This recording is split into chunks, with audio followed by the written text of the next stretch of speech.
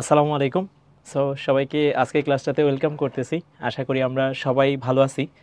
তো আমরা আজকে আসছি কেন, আজকে HSC first year academic program, আমরা যারা এইচএসসি 27 ব্যাচে আছি তাদের জন্য প্রোগ্রেসিভ ব্যাচ, ওইটার ফ্রি ক্লাস নিয়ে আমরা আজকে কেমিস্ট্রি ফ্রি ক্লাসটা করব। হ্যাঁ, আমরা এখানে কি করব সেটা যদি একটু বলি। এখানে রসায়নের আমাদের 9-10-এর যা কনসেপ্ট আছে সেই 9-10-এর কনসেপ্টটার ওইটা ইউজ করে করেই ইন্টারমিডিয়েটে অনেক জিনিসপত্র সলভ করে ফেলা যায়। এবং ইন্টারমিডিয়েটে তুমি কী কী জিনিস পাইতে যাচ্ছ যেগুলো ইন্টারেস্টিং, ওই জিনিসগুলো আমরা একটু দেখব। ঠিক আছে? সো আমরা যদি পুরো জিনিসটাকে একটু ব্রিফ করি, আমরা আজকে দ্রাব্যতার কিছু পার্ট দেখব। আর একটা ছিল না, ওই যে ইলেকট্রন বিন্যাসের নীতি, মনে আছে? আফবাউ নীতি। সো আমরা ওই আফবাউ নীতি নিয়ে একটু পড়াশোনা করব।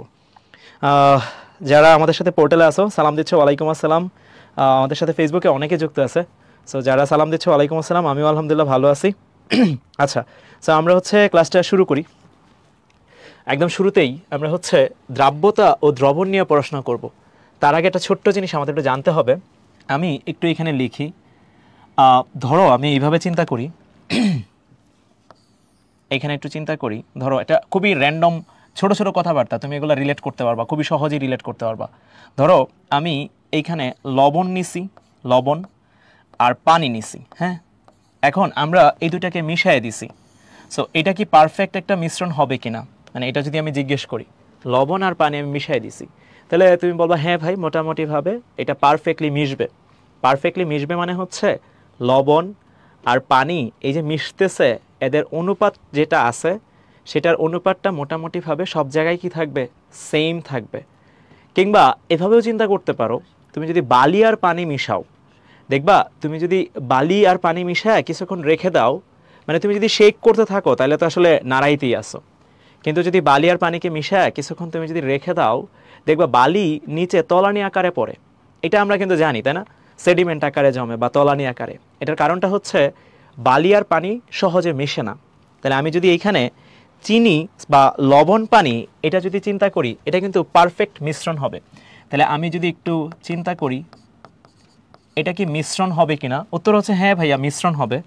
তবে এইখানে আরেকটু কথা আছে, মিশ্রণ নিয়ে কোনো সমস্যা নেই, এটা মিশ্রণ হবে। এই মিশ্রণটার একটা নাম ছিল, আমরা ছোটবেলায় পড়ছিলাম, আমাদেরকে মনে আছে কিনা জানি না। এটাকে আমরা বলি সমসত্ব মিশ্রণ। নামটা কি? সমসত্ব মিশ্রণ। ইংলিশে বলে হোমোজেনিয়াস মিক্সচার। ঠিক আছে, এটাকে আমরা কি বলি? সমসত্ব মিশ্রণ। আচ্ছা, এখন তাইলে এটা কি দ্রবণ হবে কিনা? সো মনে রাখতে হবে, যেটা সমসত্ব মিশ্রণ হবে সেটা দ্রবণ হবে। মানে দ্রবণ হইতে গেলে আমাকে আগে আপাতত সমসত্ব মিশ্রণ চিন্তা করতে হবে। ঠিক আছে, এটা একটু ভালো করে চিন্তা করতে হবে, তাইলেই হবে। আচ্ছা, সো এটা মিশ্রণ হয়েছে। এই মিশ্রণটা আমি এখানে চেক দিছি, যেটা এটা সমসত্ব মিশ্রণ। এটা একটু ভালো করে খেয়াল করতে হবে, এটা একটা সমসত্ব মিশ্রণ। আচ্ছা, এবার আমি যদি চিনি আর পানি মিশাই, এইভাবে যদি চিন্তা করি, চিনি আর পানি মিশাই, তাহলে এটা কি সমসত্ব মিশ্রণ হবে? তো তুমি বলবা ভাই চিনি আর পানি যদি আপনি মিশিয়ে দেন, তারপর একটা জগে যদি আপনি শরবত করেন, ওই জগ থেকে যদি আমি 4টা গ্লাসে ঢেলে নেই, ঠিক আছে, সো দেখা যাবে কি সবগুলা গ্লাসের শরবতের টেস্ট কি থাকবে? সেম থাকবে না? তাহলে জগের মধ্যে আমি যখন চিন্তা করতেছি চিনিকে মিশাইতেছি, তো ওইখানে কি দেখা যাচ্ছে? এটাও কিন্তু পারফেক্টলি মিলে যাবে। তার মানে এখানে সমসত্ব মিশ্রণ হবে। তাহলে এই মিশ্রণটা কি সমসত্ব হবে? উত্তর হ্যাঁ, এটাও কিন্তু সমসত্ব মিশ্রণ হবে এবং এটা কিন্তু দ্রবণ হইতে পারবে। এইবার আমরা একটু একটু একটু ঝামেলা করি। ঝামেলা বলতে আমি এখানে ধরো কথার কথা, আমি এখানে বালি নিছি। বালি ইংলিশ কিন্তু আমরা জানি, ধরো স্যান্ড লিখলাম। হ্যাঁ, এটা লিখলাম, এটা লিখলাম পানি। তাহলে বালি আর পানি এটা অবভিয়াসলি মিশ্রণ হবে, কিন্তু সেই মিশ্রণটা কিন্তু আর সমসত্ব থাকবে না, সেটা হয়ে যাবে অসমসত্ব। ইংলিশ তুমি বলতে পারো হেটারোজেনিয়াস মিক্সচার। প্রশ্ন এইবার এটা কি দ্রবণ হবে কিনা? ঠিক আছে, এটা যদি আমরা একটু চিন্তা করি, এটা কি দ্রবণ হবে কিনা, তোমরা আমাকে একটু চ্যাট বক্সে জানাও তো, এটা কি দ্রবণ হবে কিনা। এটা কিন্তু সমসত্ব মিশ্রণ হয় নাই, মানে অনুপাতটা সেম থাকবে না। অনুপাতটা সেম, এটা ভালো রিলেট করা যায় কি, আমি যদি একটা শরবত বানাই জগের মধ্যে, তারপর বিভিন্ন গ্লাসে যদি ভাগ করে নেই, সব গ্লাসে কিন্তু টেস্ট সেম থাকে, এটা আমরা জানি। সো এইখানে এটা কি সমসত্ব মিশ্রণ হবে? এই তো বেশ ভালো ভালো উত্তর পাচ্ছি আলহামদুলিল্লাহ। এই যে আলিমুর রহমান, মাশাল্লাহ, উত্তর দিচ্ছি। এটা কি হবে? না, এটা কিন্তু অসমসত্ব মিশ্রণ হচ্ছে, তাহলে এটা কিন্তু দ্রবণ হবে না। সো ফার্স্টে এটা একটু খেয়াল করতে হবে, তাহলে দ্রবণ আমি কোথায় চিন্তা করব, এইটা একটু ভালো করে চিন্তা করতে হবে। দ্রবণ আমার যেটা পারফেক্টলি মিশ্রণ হবে, আমি যদি আরও প্রিসাইজলি বলতে চাই, সেখানে একটা সুন্দর সমসত্ব মিশ্রণ হবে, যেখানে দ্রব আর দ্রাবকের অনুপাতটা কি থাকবে, সেম থাকবে। ওই যে ওইটা টেস্টের সাথে চিন্তা করো, টেস্ট যেরকম সেম থাকে ওই রকম আর কি, ঠিক আছে? এই তো আচ্ছা, এটা একটু খেয়াল করতে হবে। সো আমরা দ্রবণ চিনলাম, যে দ্রবণ হইতে গেলে তাকে একটা সুন্দর মিশ্রণ হইতে হবে। দেখো এই যে আমি অ্যানালাইসিসটা দেখালাম না, তোমার মাথায় কিন্তু পারফেক্টলি সেট হয়ে গেছে, এটা তুমি জীবনেও ভুলবা না। সো আমি এটাই করবো আর কি। সরি, এবার আমরা যদি এখানে চিন্তা করি, এই যে মিশাইছিলাম সমসত্ব মিশ্রণ, আমরা কিন্তু সমসত্ব মিশ্রণেই থাকবো। এখন এই লবণকে আর পানিকে আমি যদি চিন্তা করি, তাহলে আমরা বলবো এই যে লবণ যেটা আছে ভাই, আপনি যেটা লিখছিলেন, লবণকে আমি বলবো দ্রব, আর পানি যেটা আমি লিখছিলাম এটাকে আমি কি বলবো, এটাকে বলবো হচ্ছে দ্রাবক। লবণকে আমরা কি বলবো, দ্রব, আর পানিকে কি বলবো, দ্রাবক বলবো। এবং আমরা কিন্তু এটা জানি, পানি হচ্ছে একটা সার্বজনীন দ্রাবক। ইংলিশে যদি বলতে চাই, এটা কি ইউনিভার্সাল সলভেন্ট, তাই না? সার্বজনীন দ্রাবক। হ্যাঁ, আচ্ছা, ওকে। সো এইবার আমরা একটু যদি ডিসাইড করতে চাই, তাহলে আমরা কাকে দ্রব বলবো আর কাকে দ্রাবক বলবো, এটা ডিসাইড করতে চাচ্ছি। তাহলে আমি দ্রব কাকে বলবো আর দ্রাবক কাকে বলবো, তাহলে আমি একটু যদি ঠান্ডা মাথায় চিন্তা করি, একটা দ্রবণে তো দ্রব আর দ্রাবক থাকবে, এটা তো মোটামুটি শিওর। হ্যাঁ ভাইয়া, এটা নিয়ে কোনো ডাউট নাই। তাহলে দ্রব কাকে বলবা, যেটা তুমি একটু চিন্তা করো, চিনি আর পানি যখন মিশাইছিলা, গ্লাসের মধ্যে পানি ছিল 500 ml, চিনি দিছিলা হয়তো বা তুমি 1 টেবিল স্পুন, 1 টেবিল স্পুন বা 2 টেবিল স্পুন ম্যাক্সিমাম। তাহলে দ্রবের পরিমাণ কি অনেক বেশি থাকে না দ্রাবকের পরিমাণ বেশি থাকে? কোনটার পরিমাণ বেশি থাকে অ্যামাউন্টের রেসপেক্টে যদি চিন্তা করি আমরা, কোনটার পরিমাণ বেশি থাকে? কোনটা, দ্রবের পরিমাণ না দ্রাবকের পরিমাণ, কোনটা? আচ্ছা, ওকে ওকে, কোনটার পরিমাণ বেশি থাকবে? আচ্ছা, ওকে। সো দ্রবের পরিমাণ এটা যেটা আছে, এটার অ্যামাউন্ট কি থাকবে ভাই? এটার অ্যামাউন্ট থাকবে কম। মানে দ্রব চেনার উপায় হচ্ছে দ্রবের পরিমাণটা থাকবে কম, আর দ্রাবক যেটা আছে এটার পরিমাণটা থাকবে কি, অ্যামাউন্ট থাকবে বেশি। এটা কিন্তু খুবই ইম্পর্টেন্ট একটা কথাবার্তা। তুমি খুব সহজেই দ্রব আর দ্রাবকের পরিমাণটা চিনে ফেলতে পারবা। কিভাবে? যেটার মধ্যে পরিমাণটা কম আছে, যার পরিমাণটা কম সেটা হচ্ছে দ্রব, আর যার পরিমাণটা বেশি সেটা কি আছে, দ্রাবক আছে। ঠিক আছে, আচ্ছা, খুবই চমৎকার। সো আমরা দ্রব চিনে ফেললাম, দ্রাবক চিনে ফেললাম, মিশ্রণ চিনে ফেললাম। তাহলে এখন আমি যদি একটু খুব সহজ ভাষায় ঠান্ডা মাথায় চিন্তা করি, একটা দ্রবণে দুইটা জিনিস থাকবে, দ্রব আর দ্রাবক থাকবে। তাহলে কয়টা জিনিস আছে? দুইটা। এটাকে আমরা কি ওই যে এটা ডিজিট ছিল না, আইসিটিতে পড়ছিলাম, মনে আছে? যে ওই যে 0 আর 1, মনে করে দেখো, আমরা যখন ডিজিটাল সিস্টেম দেখছিলাম 0 আর 1 ছিল, এটা কিন্তু আমরা জানি। তার মানে দুইটা জিনিস থাকে, ওটাকে আমরা কি বলি, 0 আর 1, ওটাকে আমরা কি বলি একটু জানাও তো সবাই, এটা একটু জানাও তো। 0 আর 1 রে জানি আমরা কি বলতাম, 0 আর 1 এটা জানি কি বলতাম, 0 আর 1 এটাকে জানি আমরা কি বলতাম, ওই যে প্রযুক্তি বা এই যে প্রোগ্রামিংয়ে যখন করতাম ওইটাকে আমরা কি বলতাম? আচ্ছা, সেরা, অস্থির, অস্থির, বাইনারি। এই তো সাদমান, থ্যাংক ইউ ভাইয়া। সো আমরা এখানে বাইনারি বলতে পারি কিনা দেখো তো, দ্রব আর দ্রাবক দুইজন আছে, তাহলে তুমি এটা বলতে পারো একটা বাইনারি সলিউশন। যেখানে এই যে যেরকম ধরো লবণ আর পানি দুইজন আছে, তাহলে you can say binary solution. দেখো চিনি আর পানি দুইজন আছে, তাহলে বাইনারি সলিউশন। তাহলে আমরা একটা নতুন জিনিস শিখলাম, এখানে হচ্ছে বাইনারি সলিউশন নামে একটা জিনিস শিখলাম, বাইনারি সলিউশন। আচ্ছা, সো বাইনারি সলিউশনকে ভাইয়া যেখানে দ্রব আর দ্রাবক আছে।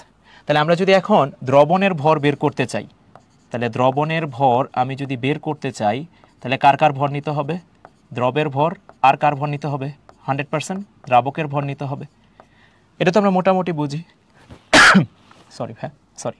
সো এটা হচ্ছে দ্রবণের ভর, এটা দ্রবের ভর, আর এটা কার ভর? দ্রাবকের ভর। সো এই হচ্ছে বেসিক কথাবার্তা। সো দ্রবণের মধ্যে দ্রব আর দ্রাবক থাকবে, দ্রবের পরিমাণ কম, দ্রাবকের পরিমাণ বেশি হবে। এবং একটা জিনিস এখানে একটু মনে রাখবা, দ্রাবকের মধ্যে সাধারণত পানি যদি থাকে, পানিকে আমরা সার্বজনীন দ্রাবক ধরি। এই লাইনটা একটু লিখে রাখি, এটা অনেকে জানে, তাও একটু বলে রাখা। এই যে পানি লিখছি ভাইয়া, এই পানিটাকে আমরা বলি হচ্ছে ইউনিভার্সাল, ইংলিশে সার্বজনীন মানে ইউনিভার্সাল, আর বাংলায় হচ্ছে সার্বজনীন দ্রাবক। আমি একটু ইংলিশে এটা লিখি, ইংলিশ টার্মগুলো কিন্তু আমাদের জানতে হবে। কেন জানতে হবে জানো? অ্যাডমিশন টেস্টে একটা ভার্সিটি আছে, আইইউটি নামে একটা ভার্সিটি আছে, ঠিক আছে? ওইখানে কিন্তু বাংলায় প্রশ্ন হয় না। তার মানে আমরা ইংলিশ টার্মগুলো যদি না জানি তাহলে কিন্তু হয়তোবা কনসেপচুয়ালি আমরা সাউন্ড থাকবো, বেশ ভালোই পারবো, প্রশ্নটা না বোঝার জন্য হয়তোবা পারবো না। বাংলা টার্মগুলো আমি বলে দিব, সো আমি যখন পড়াবো দেখবা এইভাবেই পড়াবো, তুমি একাডেমিক অ্যাডমিশন দুইটা ভাইবই পাবা ইনশাল্লাহ। এই হচ্ছে কথাবার্তা। সো এই হচ্ছে মোটামুটি দ্রবণের বেসিক কথাবার্তা, আমার মনে হয় সবাইটুকু বুঝতে পারছি। এই তো, সো আমরা হচ্ছে দ্রবণ সম্পর্কে আইডিয়া পেলাম, যেখানে দ্রব আর দ্রাবক থাকবে, দ্রবের পরিমাণ কম থাকবে। নাও এখন আমরা তোমাকে একটা মজার জিনিস শিখাবো, সেটা হচ্ছে, এটাও বেশ ইন্টারেস্টিং, এটা খুবই ইন্টারেস্টিং। তার আগে এখানে কিছু শর্ত আছে, শর্তগুলো আমি তোমার একটা আইডিয়া দিয়ে রাখি। শর্তটা কি জানো? একদম শুরুতেই শর্ত আছে একটা, এখানে একদম শুরুতেই শর্তটা হচ্ছে আমি টেম্পারেচারটা কি করব, কনস্ট্যান্ট করে ফেলবো। একদম শুরুতেই টেম্পারেচারটা কনস্ট্যান্ট করে ফেলবো, একদম শুরুতেই। আচ্ছা, টেম্পারেচার কনস্ট্যান্ট করে ফেললেন, এবং একটা ছোট্ট কাজ করব আমরা। এইখানে এই যে 3টা কন্টেনার লেখা আছে, নিচে কিছু জিনিসপত্র লেখা আছে, আমি এটা পরে বুঝাই দিচ্ছি, সমস্যা নাই, বাট তোমরা জাস্ট আমার কথা শুনতে থাকো। এইখানে ধরো তুমি দ্রাবক নিছো, দ্রাবক বলতে আপাতত আমি পানি কি বুঝতেছি, দ্রাবক নিছি হচ্ছে 100 গ্রাম। সেম এই কাজটা আমি এখানে সবগুলা পাত্রের মধ্যে করতেছি, মানে দ্রাবক বলতে আমি আপাতত পানিকে বোঝাচ্ছি। সো এইখানেও দ্রাবক কত গ্রাম নিছি, 100 গ্রামই নিব।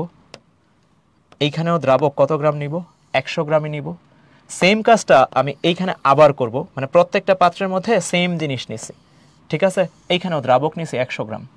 এখন এইখানে একটা মজার কাজ আছে, আমরা টেম্পারেচারটা কনস্ট্যান্ট কেন করছি এটা একটু বোঝাই। আমি তো সিভিল ইঞ্জিনিয়ার, এটা ভালো একটা গল্পের মাধ্যমে বুঝাইতে পারবো। তোমরা যারা ঢাকার বাইরে বা বিভিন্ন সময় জার্নি করো, দেখবা বিভিন্ন ব্রিজ বা যখন এই যে সেতু ক্রস করো, দেখবা ব্রিজের সামনে লেখা থাকে যে 5 টনের বেশি গাড়ি এখানে ওঠা নিষেধ। মনে আছে? তোমরা কি দেখছো এগুলা? সো ওইটা দিয়ে আসলে কি বোঝায় জানো? এটা বোঝায় যে একটা ব্রিজের মধ্যে তুমি যদি 5 টন লোড দাও, তাহলে এই ব্রিজটা সর্বোচ্চ পরিমাণ লোড পাওয়া গেছে। কিন্তু তুমি যদি 5 টনের বেশি দাও, বুঝতেছো তো ব্রিজটা কি হবে? ওটা কিন্তু ভাঙা যাবে। আর যদি 5 টনের কম দাও, ধরো তুমি 4 টন দিছো, তার মানে সেটা দিয়ে বোঝা যাচ্ছে তুমি সেখানে আরও 1 টন লোড অ্যাড করতে পারবা। দ্যাট মিনস আরও 1 টন ওজনের গাড়ি সেখানে দিতে পারবা। আরও বুঝবা, ওই যে যদি তুমি কখনো বানজি জাম দাও, দেশের বাইরে যাও, কিংবা যদি কখনো ওই যে জিপ লাইনার আছে, কেবল কার আছে, এইসব কিছু ব্যাপার স্যাপার কিছু আছে। সো তুমি যদি এইগুলা করো, এটা আরও ভালো রিলেট করতে পারবা। ওইগুলো করার আগে দেখবা কিছু শর্ত দেওয়া থাকে, যে কেউ এটাতে উঠতে পারবে না। ধরো তুমি স্বাস্থ্যগতভাবে বেশ ভালো, হ্যাঁ, সো ওই ক্ষেত্রে একটা নির্দিষ্ট রিকোয়ারমেন্ট থাকে। যদি ওটা ফিল আপ করতে না পারো, মানে দ্যাট মিনস ওটা এক্সিট করে যাও, তাহলে কিন্তু তুমি সেই ড্রিলগুলো করতে পারবে না, কারণ ওটাতে সেফটি বা সিকিউরিটির ব্যাপার স্যাপার আছে। সো এই যে এটা আমি বলতেছি, সব কিছুরই একটা ক্যাপাসিটি থাকে। সো এই যে টেম্পারেচারটা কনস্ট্যান্ট করছি না, এটাতে সুবিধাটা কি হয়েছে জানো? সো এই ক্যাপাসিটিটা ফিক্সড হয়ে গেছে। টেম্পারেচার চেঞ্জ করলে এই ক্যাপাসিটিটা চেঞ্জ হয়ে যায়, বুঝছো? এটা হচ্ছে দ্রাবকের ক্ষেত্রে। সো এটা খুবই ইম্পর্টেন্ট। ওকে, সো এইখানে হচ্ছে মোটামুটি আমি বেসিক যদি চিন্তা করি, এনে দ্রাবক নিছো 100 গ্রাম, এখানেও 100 গ্রাম, এইখানেও 100 গ্রাম, তাহলে প্রত্যেকটা দ্রাবকের একটা নির্দিষ্ট তাপমাত্রায় একটা ক্যাপাসিটি থাকবে। সো আমরা ক্যাপাসিটিটা লিখে ফেলি। সো এইখানে কথার কথা, এই দ্রাবকের ধরতেছি ক্যাপাসিটি আছে 20 গ্রাম। এটা কিন্তু একটা নির্দিষ্ট তাপমাত্রায়, খুব ভালো করে খেয়াল করো, এটা আছে কত গ্রাম? 20 গ্রাম। এই দ্রাবকের ক্যাপাসিটি আছে কত গ্রাম? এটাকেও আমরা ধরতেছি 20 গ্রাম আছে, ঠিক আছে? আচ্ছা, এই দ্রাবকের ক্যাপাসিটি আছে কত গ্রাম? এটাও আমরা ধরতেছি 20 গ্রাম, কারণ তাপমাত্রা তো আমরা সেম রাখছি। সরি। আচ্ছা, এখন এটা দিয়ে আসলে কি বোঝাচ্ছে? হ্যাঁ স্বপ্নিল, সব দ্রাবক কি 100 গ্রাম নিছেন? হ্যাঁ ভাইয়া, আমি সব দ্রাবকই 100 গ্রাম নিছি, একটা নির্দিষ্ট তাপমাত্রায়। আচ্ছা, সো এইখানে যদি আমরা চিন্তা করি এটার capacity 20 gram, what does it mean? এটার মানে বোঝাইতেছে এই দ্রাবকটা এটা নির্দিষ্ট তাপমাত্রায় 20 গ্রাম দ্রবীভূত করতে পারবে। এটা খুব ভালো করে শুনো কথাটা। তার মানে এর বেশি দিলে এখানে সে নিতে পারবে না। এটা আরও ভালো রিলেট করতে পারবে, একটা গ্লাসের মধ্যে তুমি পানি কতটুকু দিতে পারবা? তার আয়তনের সমান পরিমাণ। এর বেশি দিলে সেই পানিটা বাইরে পড়ে যাবে, তাই না? জিনিসটা খুবই সহজ জিনিস কিন্তু। সো এইখানে এই যে 20 গ্রাম দিছো, তার মানে এটার ভিতরে 20 গ্রাম দিতে পারবা, এর বেশি দিতে পারবা না। এইখানে দ্রাবক 100 গ্রাম, ক্যাপাসিটি 20 গ্রাম, তার মানে এটুকু 20 গ্রাম দিতে পারবা, এর বেশি দিতে পারবা না। এই হচ্ছে বেসিক কথাবার্তা, ঠিক আছে? ওকে, সো এখন আমরা যদি এইখানে চিন্তা করি, সবাই একটু খেয়াল করো, আমরা এখানে দ্রব যোগ করতেছি। এই যেটা কিন্তু হচ্ছে দ্রব। এই তোমরা কি বুঝছো? আমরা একটু যখন নিছি এই চিত্রটা একটু ছোট করে নিছি। কেন ছোট করে নিছি বলো তো? কারণ দ্রবের পরিমাণ তো কম থাকে, এটা কিন্তু আমি অলরেডি মেনশন করছিলাম, মনে আছে? ওই যে দ্রব কম থাকে, যার জন্য আমরা গ্রাফিক্যালি যখন তোমাকে দেখাচ্ছি, তোমার ব্রেনে আমি সাইকোলজিক্যালি একটা সিগন্যাল পাঠাচ্ছি দ্রব কম, ঠিক আছে, এগুলা কিন্তু খুবই ইম্পর্টেন্ট তোমার ব্রেইনের সিগন্যাল পাঠানোটা। সো দ্রব ধরো আমি এইখানে 15 গ্রাম দিছি, কত গ্রাম দিছি? 15 গ্রাম। এইখানে আমরা দ্রব দিছি হচ্ছে 20 গ্রাম। আচ্ছা, এবার এইখানে দ্রব দিছি হচ্ছে আমরা 30 গ্রাম। এখন জাস্ট ঠান্ডা মাথায় চিন্তা করো, এখন তুমি অনেক কিছু রিলেট করতে পারবা। এইখানে ওই যে ব্রিজের সাথে চিন্তা করো, এটা 20 গ্রাম নিতে পারে গাড়ি, ধরো গাড়ি দিয়েই চিন্তা করো 20 গ্রাম নিতে পারে, তুমি এখানে 15 গ্রাম দিছো, তার মানে এটা কি তুমি আরও যোগ করতে পারবা না পারবা না? একটু জানাও তো ঠান্ডা মাথায়, একটু ঠান্ডা মাথায় জানাও। এইখানে কি সবাই যোগ করতে আমরা পারবো না পারবো না? মানে এইখানে তো আমরা 20 গ্রাম যোগ করার কথা ছিল, আমরা 15 গ্রাম যোগ করছি, ঠিক আছে? তাহলে আমরা কি এখানে আরও যোগ করতে পারবো না পারবো না? পারবো না পারবো না?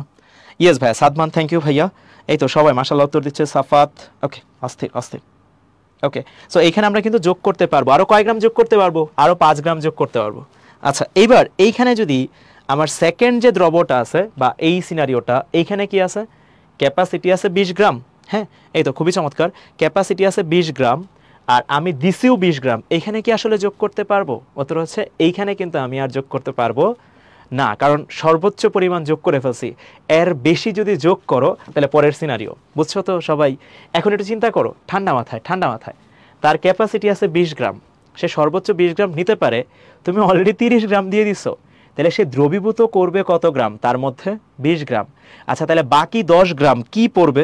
একটু সবাই জানাও তো, একটু ঠান্ডা মাথায় চিন্তা করে, যে আমি যদি একটা দ্রাবক নেই যার ক্যাপাসিটি হচ্ছে 20 গ্রাম, আমি যদি 30 গ্রাম দেই তাহলে সে তো 20 গ্রামকে দ্রবীভূত করে ফেলবে পাত্রের মধ্যে, তাহলে বাকি 10 গ্রাম যেটা আছে সেটা কি হবে এইখানে? বাকি 10 গ্রাম কি হবে এইখানে? বাকি 10 গ্রাম কি হবে? বাকি 10 গ্রাম যেটা আছে, এক্স্যাক্টলি ভাইয়া, এখানে কিন্তু হচ্ছে তলানি বা ওই যে অনেকে আমরা বলি অদক্ষেপ, তাই না? তলানি বা অদক্ষেপ, এই যে তার মানে এইখানে তলানি বা অদক্ষেপ পাওয়া যাবে। ভালো করে খেয়াল করে দেখো, এইখানে কিন্তু তলানি বা অদক্ষেপ পাওয়া যাবে, এইখানে কিন্তু তুমি তলানি বা অদক্ষেপ পাবা না। ওয়ারেস এইখানে চিন্তা করো, এইখানেও তলানি বা অদক্ষেপ পাবা না, এইটার মধ্যেই শুধুমাত্র তলানি বা অদক্ষেপটা পাবা। এক্স্যাক্টলি নিশাদ, তলানি পড়বে। থ্যাংক ইউ ভাইয়া। এই তো আমাদের সাথে ফেসবুকেও মাশাআল্লাহ ভালো ভালো মানুষজন উত্তর দিচ্ছে। এই তো তানবীর, তারপর হচ্ছে ফাউজিয়া। আচ্ছা, গুড, অস্থির অস্থির। ওকে, সো তলানি পাওয়া যাবে। সো আমি যদি পুরো জিনিসটাকে এখন ব্রিফ করতে চাই, পুরাটাকে সামারি করতে চাই, সো এটাকে কিভাবে আগাবো দেখি। আমি একটু ইংলিশটা লিখে দিই। আচ্ছা, এটার ইংলিশটা একটু নিচে নিচে লিখে দিই। এটার ইংলিশটা জানো কি ভাইয়া? এটার ইংলিশটা হচ্ছে আনস্যাচুরেটেড। ইংলিশ টার্মগুলো কিন্তু জানতে হবে আমাদের। কেন জানতে হবে সেটা আমি অলরেডি তোমাদেরকে এক্সপ্লেন করছি। এটা জানো কি? এটা হচ্ছে স্যাচুরেটেড। বাংলাটা দেখো উপরে লেখা আছে স্যাচুরেটেড। আচ্ছা, আর এইটাকে আমরা বলি হচ্ছে সুপার স্যাচুরেটেড। Super saturated. আচ্ছা, সো আমরা যদি পুরো জিনিসটাকে এখন সাম আপ করি, চলো একটু দেখি সামারি করলে কি আসে আমাদের জীবনে। তাহলে আমরা এইখানে যদি একটু চিন্তা করি, খেয়াল করো, আমি যদি জিজ্ঞেস করি আনস্যাচুরেটেড, আনস্যাচুরেটেডের বাংলা কি তুমি অলরেডি জানো ভাইয়া? অবভিয়াসলি জানো। দেখো বাংলাটা আমি লিখে রাখছি এখানে, অসম্পৃক্ত। তাহলে এইখানে আমরা বলতে পারি, ভালো করে খেয়াল করো, ভালো করে, আমার এইখানে অ্যামাউন্ট অফ, আচ্ছা দ্রবের পরিমাণ, বাংলায় লিখি এটুকু, দ্রবের পরিমাণ, দ্রবের যেটা অ্যাড করছো, দ্রবের পরিমাণ আর দ্রাবকের ক্যাপাসিটি, এই দুইটার সম্পর্কটা আমরা একটু অ্যাপ্লাই করব। দ্রাবকের ক্যাপাসিটি তোমরা একটু জানো তো ভাইরা, এইখানে দ্রবের পরিমাণ আর দ্রাবকের ক্যাপাসিটি কোনটা বেশি কোনটা কম? তো তুমি বলবো ভাই আপনি অসম্পৃক্ত নিচ্ছেন, তাহলে ক্যাপাসিটি যা ছিল তার থেকে আপনি কম যোগ করবেন। তাহলে এটাকে কিন্তু আমরা একটা সম্পর্কের মধ্যে নিয়ে আসতে পারি, তাই না? ম্যাথমেটিক্যাল ইকুয়েশনের মতো পারি না? 100% পারেন ভাইয়া। সেক্ষেত্রে ইকুয়েশনটা কি আসবে? সেক্ষেত্রে ইকুয়েশনটা আসবে দ্রবের পরিমাণ আর দ্রাবকের ক্যাপাসিটি, দ্রাবকের ক্যাপাসিটি বেশি থাকবে, দ্রবের পরিমাণ কি থাকবে? কম থাকবে। এক্স্যাক্টলি হয়ে গেছে, দেখো একটা সম্পর্ক হয়ে গেছে, সম্পর্ক হয়েছে, সম্পর্ক হয়েছে, এক্স্যাক্টলি দেখো সম্পর্ক হয়ে গেছে। এখন আমি যদি বলি এটাকেই স্যাচুরেটেডে চিন্তা করব, স্যাচুরেটেডের বাংলা কিন্তু আমি তোমাকে অলরেডি লিখে দিয়েছি ভাইয়া, তাকায় দেখো স্যাচুরেটেডের বাংলা কিন্তু তোমার সামনে লেখা আছে, কে? সম্পৃক্ত। ঠিক আছে, তাহলে এটা কিন্তু হচ্ছে আনস্যাচুরেটেড যেটা। তাহলে এখন স্যাচুরেটেডের ক্ষেত্রে কি সম্পর্কটা আসবে? পারা উচিত। এইখানে লেস দেন ছিল, দ্রবের পরিমাণটা ক্যাপাসিটির থেকে কম হবে। আচ্ছা, তাহলে এখন স্যাচুরেটেডের ক্ষেত্রে জিনিসটা কি হবে? সবাই একটু ঠান্ডা মাথায় চিন্তা করলেই কিন্তু উত্তর চলে আসবে, আসবে না? একদম সহজেই কিন্তু চলে আসবে। সো এইখানে যদি তুমি স্যাচুরেটেড চিন্তা করো তাহলে এইখানে কি আসবে? এটা কিন্তু আসবে হচ্ছে সমান, অর্থাৎ দ্রবের পরিমাণ আর দ্রাবকের ক্যাপাসিটি সমান, এখানে কিন্তু আর যোগ করা যাবে না। নিশাত এই তো ইকুয়াল হয়ে যাবে ভাইয়া, এক্স্যাক্টলি। ওকে, সো আমরা যদি আরেকটু আগাই তাহলে সুপার স্যাচুরেটেড ক্ষেত্রে কি হচ্ছে জিনিসটাকে, এটাকে যদি আমরা একটু সম্পর্কের মধ্যে নিয়ে আসি, হ্যাঁ, সুপার স্যাচুরেটেড রিলেশন কিন্তু বানাইতে হবে ভাই। তুমি যত সুন্দর করে ইকুয়েশন বানাইতে পারবা বা এরকম রিলেশন বিল্ড আপ করতে পারবা, দেখবে জীবন ততই সুন্দর হবে। কারণ এগুলো মনে রাখার জন্য তোমাকে টেকনিকগুলো ধরতে হবে। সো টেকনিকগুলো খুবই ইম্পর্টেন্ট। সো আমি এই টেকনিকগুলোই তোমাদেরকে দেখাই দিচ্ছি।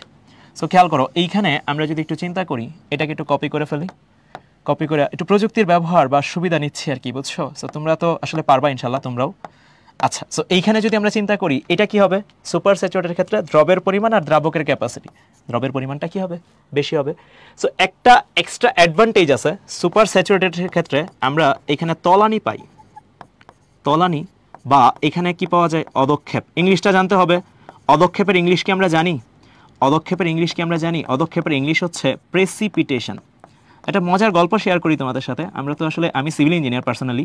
সো আমরা যখন থার্ড ইয়ারের শেষের দিকে আই গেস আমাদের ওয়াটারের একটা কোর্স ছিল। সো সেখানে বৃষ্টি বা রেইন এই সব ব্যাপার স্যাপার নিয়ে পড়াশোনা ছিল। সো আমরা যে বৃষ্টি পড়ে না আকাশ থেকে, এটাতে তোমরা যারা বৃষ্টি বলো, আমরা ইঞ্জিনিয়াররা যেন কি ডাকি? এটাকে ডাকি হচ্ছে প্রেসিপিটেশন। ঠিক আছে, যদিও আমি কেমিস্ট্রিতে প্রেসিপিটেশন বলতে তলানি বুঝতেছি, বাট যখন তুমি একটা সিভিল ইঞ্জিনিয়ারের সাথে কথাবার্তা বলবা, সো বৃষ্টি বলতে আসলে আমরা বেসিক্যালি প্রেসিপিটেশন বুঝি। ঠিক আছে, যাই হোক। ওকে, সো আমি একটু জাস্ট এমনি বললাম। ওকে, সো এই হচ্ছে মোটামুটি কথাবার্তা। স্যাচুরেটেড বলে ফেলছি, আনস্যাচুরেটেড বলে ফেলছি, সুপার স্যাচুরেটেড বলে ফেলছি, আর এই বাংলাগুলোও ইংলিশগুলোও সাথে সাথে বলে ফেলছি। সবাই কি ক্লিয়ার? সবাই ক্লিয়ার? সবাই কি ক্লিয়ার? ওকে, আলহামদুলিল্লাহ। হ্যাঁ, আলহামদুলিল্লাহ, মোটামুটি বুঝে ফেলছি। গুড, অস্থির। সো আমরা দ্রবণের টাইপগুলো শিখে ফেললাম। 3টা টাইপ হইতে পারে। টেম্পারেচারটা কেন কনস্ট্যান্ট রাখতেছি? তাহলে এখন তোমার যদি কেউ জিজ্ঞেস করে, তাহলে বলবা ভাই টেম্পারেচারটা কনস্ট্যান্ট রাখতেছি দ্রাবকের ক্যাপাসিটি কনস্ট্যান্ট রাখার জন্য। দ্রাবকের ক্যাপাসিটি কি রাখার জন্য? ফিক্সড রাখার জন্য। দ্রাবকের ক্যাপাসিটি ফিক্সড রাখার জন্যে। আচ্ছা, দ্রাবকের ক্যাপাসিটি কি রাখার জন্য? ফিক্সড রাখার জন্য। ওকে, সো ডান, এটা আলহামদুলিল্লাহ। সো আমরা চলো একটু পরের স্লাইডে যাই। এবার আমরা খুবই ইম্পর্টেন্ট একটা জিনিস পড়বো, এবং এটা তোমার লাইফে অনেক বেশি কাজে লাগবে, বিশ্বাস করো ভাইয়া, অনেক বেশি কাজে লাগবে। সো আমি আপাতত এটাকে স্টার মার্ক দিয়ে রাখতেছি। এটা বেশ ইম্পর্টেন্ট, বেশ ইম্পর্টেন্ট। সো আমরা এখন হচ্ছে দ্রাব্যতা পড়বো। সো খেয়াল করে দেখো, ইংলিশ টার্মটা খুবই ইম্পর্টেন্ট। ইংলিশ টার্মটা হচ্ছে সলিউবিলিটি। তাহলে তোমরা এখন বোঝা উচিত, যেহেতু সলিউবিলিটি, তাহলে এটাকে আমি কি দিয়ে প্রকাশ করব? অবভিয়াসলি এস দিয়ে ডিনোট করব। তাহলে দ্রাব্যতাকে আমরা হচ্ছে এস দিয়ে ডিনোট করব, কারণ ইংলিশটাই হচ্ছে সলিউবিলিটি। আচ্ছা, এখন এইটার জন্য এইখানে খুবই ইম্পর্টেন্ট একটা কথা আছে, আগের মতোই টেম্পারেচারটা কনস্ট্যান্ট করে ফেলতে হবে। এটা একটা কথা। এই দুইটা কথা মাস্ট। এইখানে এই দুইটা শর্ত যদি ফিল আপ না হয় ভাইয়া, তাহলে ঝামেলা আছে, আমরা দ্রাব্যতাকে তখন ডিফাইন করতে পারবো না। তাহলে টেম্পারেচারটা কনস্ট্যান্ট হইতে হবে। আরেকটা জিনিস আছে এখানে খুবই ইম্পর্টেন্ট, সেটা হচ্ছে দ্রবণটা সম্পৃক্ত দ্রবণ হইতে হবে। এটা কিন্তু খুবই ইম্পর্টেন্ট। সম্পৃক্ত দ্রবণ হইতে হবে। দ্রবণটা কি হইতে হবে? একটা সম্পৃক্ত দ্রবণ হইতে হবে। এই দুটো হচ্ছে প্রথম এবং প্রধান শর্ত। টেম্পারেচারটা কেন কনস্ট্যান্ট করতে হবে? অলরেডি তুমি জানো যে যদি দ্রাবকের ক্যাপাসিটিকে আমি ঠিক রাখতে চাই, তাহলে টেম্পারেচারটা কনস্ট্যান্ট রাখা ছাড়া উপায় নাই। টেম্পারেচার চেঞ্জ হয়ে গেলে দ্রাবকের ক্যাপাসিটি চেঞ্জ হয়ে যেতে পারে। তার মানে সেক্ষেত্রে দ্রব যোগ করব যে এটার পরিমাণটা এদিক সেদিক হবে। আর সম্পৃক্তই কেন নিচ্ছি? এটা হচ্ছে বাই ডিফল্ট ডেফিনেশনকে আমরা স্যাটিসফাই করতে চাচ্ছি। সো এইখানে সম্পৃক্ত দ্রবণ নিতে হবে অবশ্যই। ঠিক আছে, আচ্ছা, ওকে। সো এইখানে আমরা যদি একটু সংজ্ঞাটা লিখি, দ্রাব্যতার সংজ্ঞাটা, টেম্পারেচার কনস্ট্যান্ট সম্পৃক্ত দ্রবণ, তো সংজ্ঞাটা লিখে ফেলি। 100 গ্রাম দ্রাবকে যত গ্রাম দ্রব আছে, এটাই হচ্ছে তোমার দ্রাব্যতার সংজ্ঞা। সো সংজ্ঞাটা আমি পরে আস্তে আস্তে আরও এক্সপ্লেন করব এবং সবগুলো জিনিস তোমাদেরকে শিখাইও দিব। সো এইখানে যদি চিন্তা করি 100 গ্রাম দ্রাবকে যত গ্রাম দ্রব আছে সেটাই হচ্ছে দ্রাব্যতা। সো আমি এইখানে একটা ছোট্ট জিনিস তোমাদেরকে একটু বুঝাই, খেয়াল করো। ধরো তোমার কাছে এইখানে দ্রবণ আছে হচ্ছে ক্যাপিটাল এম গ্রাম, আমি এটাকে ক্যাপিটাল এম স্মল এম দিয়ে বলতেছি। আচ্ছা, আর দ্রব আছে হচ্ছে স্মল এম গ্রাম। আচ্ছা, তাহলে এখন তোমাকে যদি কখনো জিজ্ঞেস করে তাহলে ভাই দ্রাবক কতটুকু আছে এনে, আমি একটা হিন্টস দেই। দ্রবণের মধ্যে দ্রব আর দ্রাবক আছে, তুমি এখন দ্রবের ভর জানো, দ্রবণের ভর জানো, তাহলে দ্রাবক কতটুকু আছে এটা কি বের করা যাবে না যাবে না? এটা কি যাবে না যাবে না? ফাউজিয়া জিজ্ঞেস করছে ভাই টেম্পারেচার বাড়লে, আমাদের সাথে ফেসবুক থেকে সে আছে, সে বলছে টেম্পারেচার বাড়লে কি হবে? আমরা দেখবো ফাউজিয়া, একটু ধৈর্য ধরো, আমরা দেখবো ইনশাল্লাহ। আচ্ছা, তাহলে দ্রাবক কতটুকু হবে এটা কিন্তু পারা উচিত, খুবই সহজ এটা, ঠিক আছে? সো এটা কত হবে? দ্রবণ আছে ক্যাপিটাল এম স্মল এম, তাহলে দ্রাবক এখানে খুব সহজেই বের করে ফেলা যাবে, বা এটা সিম্পল বাদ দিবেন তাইলেই হয়ে যাবে 100%। তাহলে আমরা বাদ দিয়ে দিই, capital M minus small M gram, এটুকু হচ্ছে আমার দ্রাবক। এটা নিয়ে কারো কোনো ডাউট আছে? না ভাইয়া, কোনো ডাউট নাই। এই যে দ্রাবক চলে আসছে, এটা খুবই ইম্পর্টেন্ট একটা কাজ করছি আমরা। এখন আমরা সম্পর্কটা বানায় ফেলবো। আমি আগেই বলছি ভাইয়া, তুমি যত রিলেশন বিল্ড আপ করতে পারবা ম্যাথ তত ইজি হবে। সো এখন আমি এই ডেফিনেশনটাকে স্যাটিসফাই করব। 100 গ্রাম দ্রাবকে যত গ্রাম দ্রব, তাহলে আমি এখানে যদি লিখি capital M minus small M gram দ্রাবকে যত গ্রাম দ্রব, দ্রব আছে কতটুকু? তাহলে তুমি বলবা ভাইয়া দ্রব আছে স্মল এম গ্রাম। এই লাইনটা কই থেকে লিখছেন? এখান থেকেই লিখছি। তোমার কাছে এটা আছে দ্রাবক, এটুকু দ্রব স্মল এম, তাহলে capital M minus small M, এটা তো দ্রাবকের ভর। তোমার যদি বুঝতে কষ্ট হয় তুমি এখানে দ্রবণ চিন্তা করো, ধরো 200 গ্রাম, কথার কথা, দ্রব চিন্তা করো 20 গ্রাম, তাহলে দ্রাবক আছে 180 গ্রাম। কেমনে বের করছো? 200 থেকে 20 বাদ দিছো, 180 চলে আসছে, সহজ হিসাব।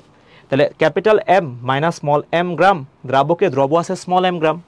তাহলে এখন আমি যদি চিন্তা করি এইখানে 1 গ্রাম দ্রাবকে দ্রব আছে কতটুকু? Small M divide by capital M minus small M.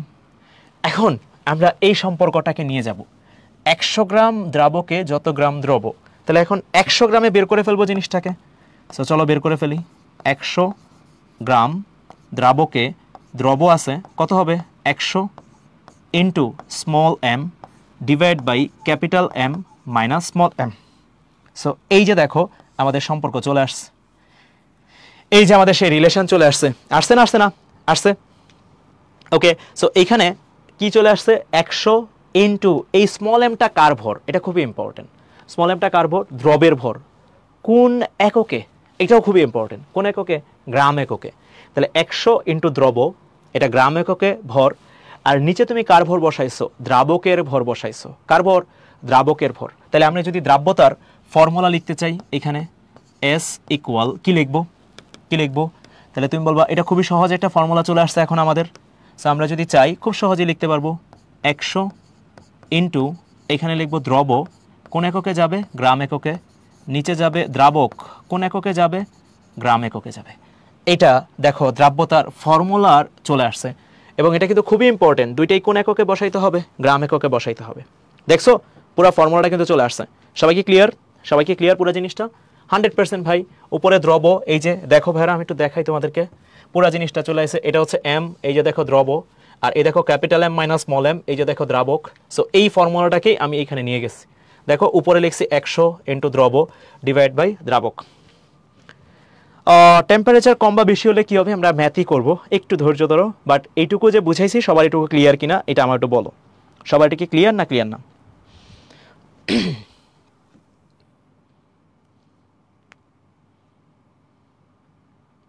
আচ্ছা, একটা ছোট্ট জিনিস এখানে আমি আরেকটা কোয়েরিজ নিতে পারি তোমাদের, সেটা হচ্ছে দ্রাব্যতার একক কী হবে?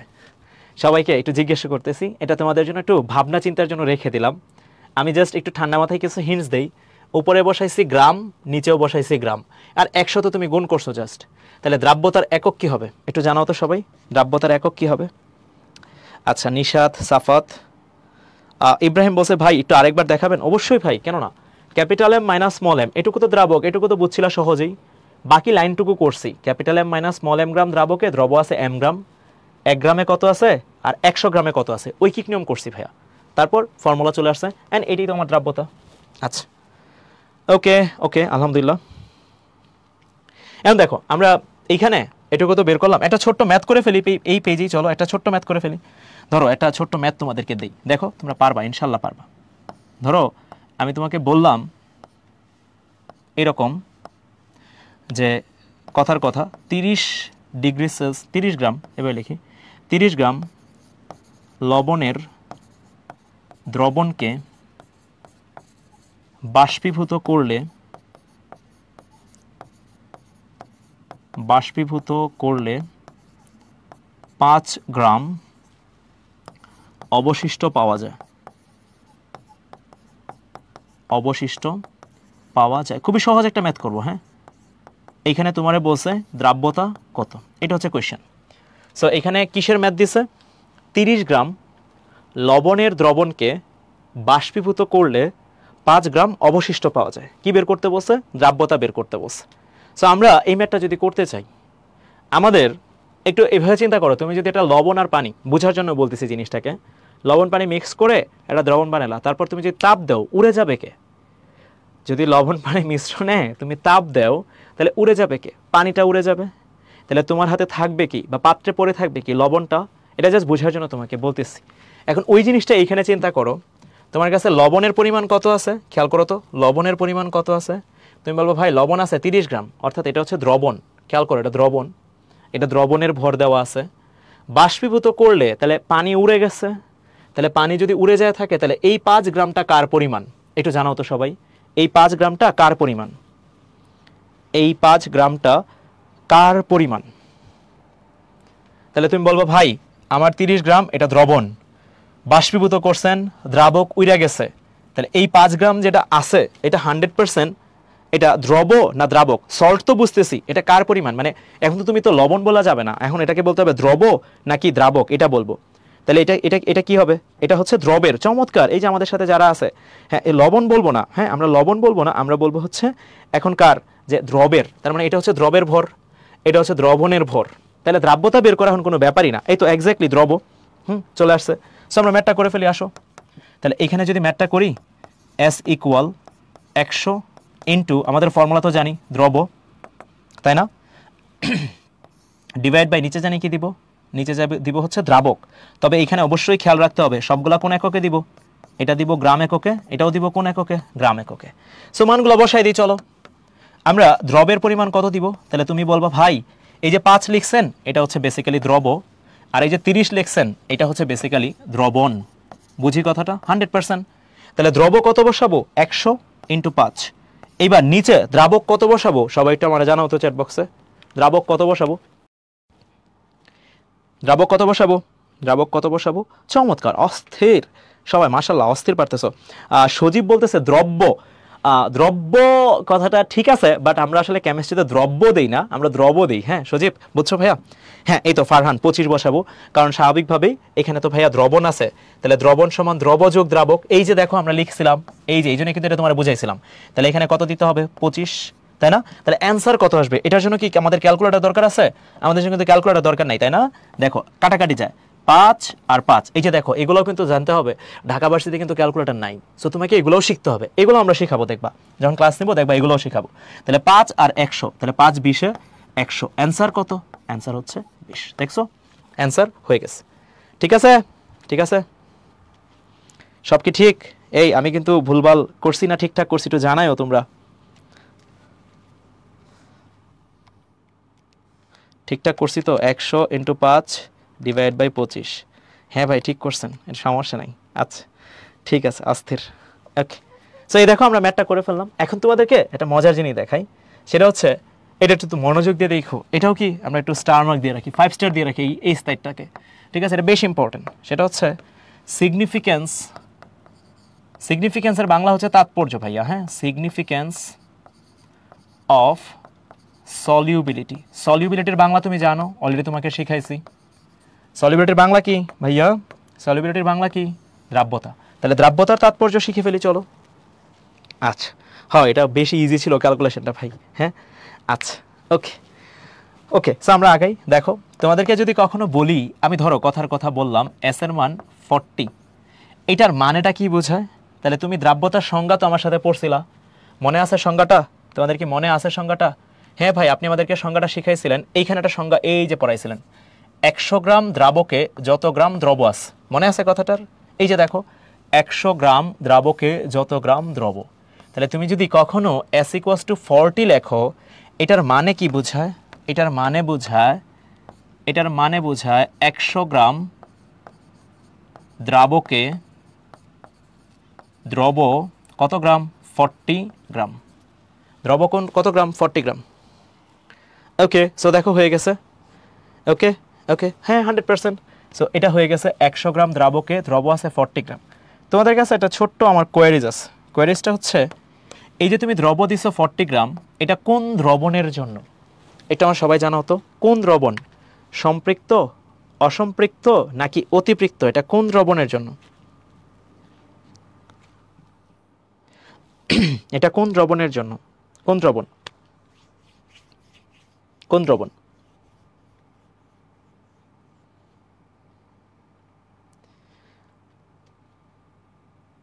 সম্পৃক্ত। কেন জানি সম্পৃক্ত, মনে আছে? হ্যাঁ ভাইয়া, কারণ দ্রাব্যতাকে আপনি ডিফাইনই করছেন সম্পৃক্তর জন্য। তাহলে এটাকে আমরা একটু ছোট্ট করে লিখে ফেলি, সম্পৃক্ত দ্রবণ। আচ্ছা, সম্পৃক্ত দ্রবণে আমরা যে দ্রবটা দিই সেটা কি সর্বোচ্চ না সর্বোচ্চ না? তুমি বলবো ভাই সম্পৃক্ত দ্রবণে আপনি যে দ্রবটা দেন সেটা কিন্তু ম্যাক্সিমাম, কারণ এর বেশি আপনি দিতে পারবেন না। এটা কিন্তু আপনাদেরকে শেখানো হয়েছে ভাই। কই শিখাইছেন? ওই যে একটু আগে দেখাইছিলাম। এটা কিন্তু খুবই ইম্পর্টেন্ট। এই যে এখানে শিখাইছিলাম, সম্পৃক্ত দ্রবণ যদি নেই আমি, তাহলে তার ক্যাপাসিটি যা আছে দ্রবের পরিমাণ তাই আছে। তার মানে এটা হচ্ছে সর্বোচ্চ, এর বেশি আমি দিতে পারবো না। খুব ভালো করে খেয়াল করতে হবে কিন্তু। তাহলে দ্রাব্যতা সম্পৃক্ত দ্রবণের সাথে কানেক্টেড। আমি সর্বোচ্চ পরিমাণ দিতে পারবো 20 গ্রাম, এর বেশি দিতে পারবো না। এর বেশি দিলে কিন্তু ঝামেলা হবে, সেটা সম্পৃক্ত দ্রবণ থাকবে না, আমরা জানি। কিন্তু সেটা হয়ে যাবে আবার অতিপৃক্ত। আবার এর থেকে কমও দিতে পারবো না, সেটা হয়ে যাবে অসম্পৃক্ত।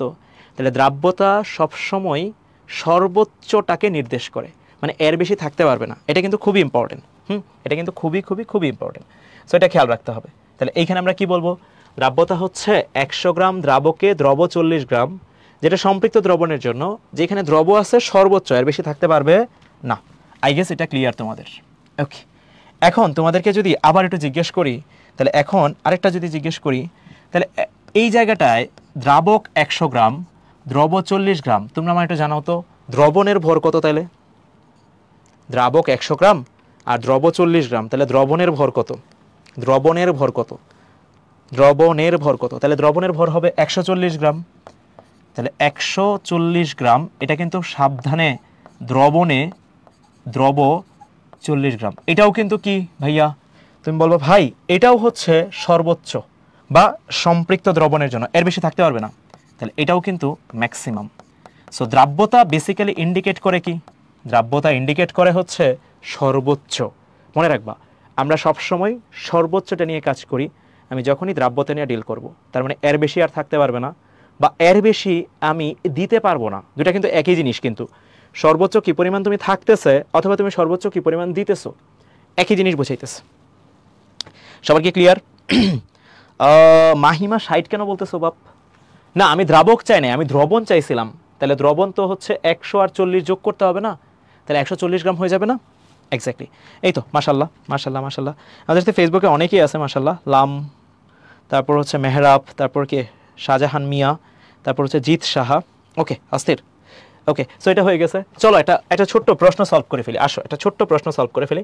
তোমরা এই প্রশ্নের উত্তরটা একটু জানাবা। হ্যাঁ, আমি একটু সাইডে দাঁড়াই, তোমরা এই প্রশ্নের উত্তরটা একটু দিয়ে দাও। সবাই আমাকে চ্যাট বক্সে বা কমেন্ট করে একটু জানাও তো উত্তরটা কী হবে। তাহলে আমরা যদি এই প্রশ্নটা একটু সলভ করি, সরি, কোনো যৌগের দ্রাব্যতা 60 হলে তার দ্রব ও দ্রবের পরিমাণ কত? দ্রাব্যতা 60, ভালো করে শুনো ভাইরা, দ্রাব্যতা 60। তাহলে এইখানে দ্রব কতটুকু? 60। দ্রাবক কতটুকু? দ্রাবক হচ্ছে 100। তাহলে এখন আমি যদি যোগ করি তাহলে কার ভর পাবো? যোগ করলে কার ভর পাবো? দ্রবণের ভর। ভাই আপনি এটা কেমনে বুঝলেন যে দ্রব 60 হবে, দ্রাবক 100 হবে? বাই ডেফিনিশন আমরা জানি 100 গ্রাম দ্রাবকে যতটুকু দ্রব সেটাই তার দ্রাব্যতা। আমরা জানি না? জানি। তাহলে 100 গ্রাম দ্রাবকে 60 গ্রাম দ্রব আছে, তাহলে এটা অবশ্যই দ্রাব্যতাকে ইন্ডিকেট করতেছে।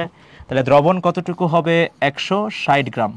প্রশ্নটা ভালো করে শোনো, এখানে বলছে দ্রব কতটুকু আর দ্রবণ কতটুকু। তাহলে আগে দ্রব তারপর দ্রবণ, তাহলে কোনটা অ্যান্সার হবে? এ নাম্বারটা হবে অ্যান্সার। ঠিক আছে, এ নাম্বারটা হবে অ্যান্সার। এই তো অস্থির, মাশাল্লাহ মাশাল্লাহ, অস্থির। এই তো অস্থির, এই যে হয়ে গেছে, মাশাল্লাহ হয়ে গেছে। সো এই আমাদের পার্ট। এবার চলো আমরা আরেকটু ম্যাথে যাই। আমরা কিন্তু তাৎপর্য অলরেডি পড়ে ফেলছি। সো এখানে আমি যেই কথাগুলো বলতেছিলাম সেই তাৎপর্যটাই দেওয়া আছে। এই তাৎপর্যটা এখানে দেওয়া আছে, আমরা এটা বলে ফেলছি। ওকে, সো আমরা একটা ছোট্ট ম্যাথ করব এবং দেখো এটা কোথায় আসছে, দেখছো? এই যে আমি তোমাদেরকে বলছিলাম, তুমি আমাদের সাথে বা আমি যদি বা আমরা যখন ক্লাস নেই দেখবা উদ্ভাসে আমরা এই কাজটা করি। আমরা শুধু তোমাকে একাডেমিক্যালি যে মানে কনসেপচুয়াল জিনিসগুলো দেখাবো ব্যাপারটা এমন না। যখন দেখবা এটা কনসেপ্ট পড়বো, এটাতে অ্যাডমিশন টেস্টে কী কী আসে সেই কনসেপ্টগুলো তোমাদের দেখবা দেখাই দিব, যাতে তুমি কি হও একাডেমিক আর অ্যাডমিশন দুই জায়গাতেই তুমি কি করতে পারো, ভালো করতে পারো। ঠিক আছে?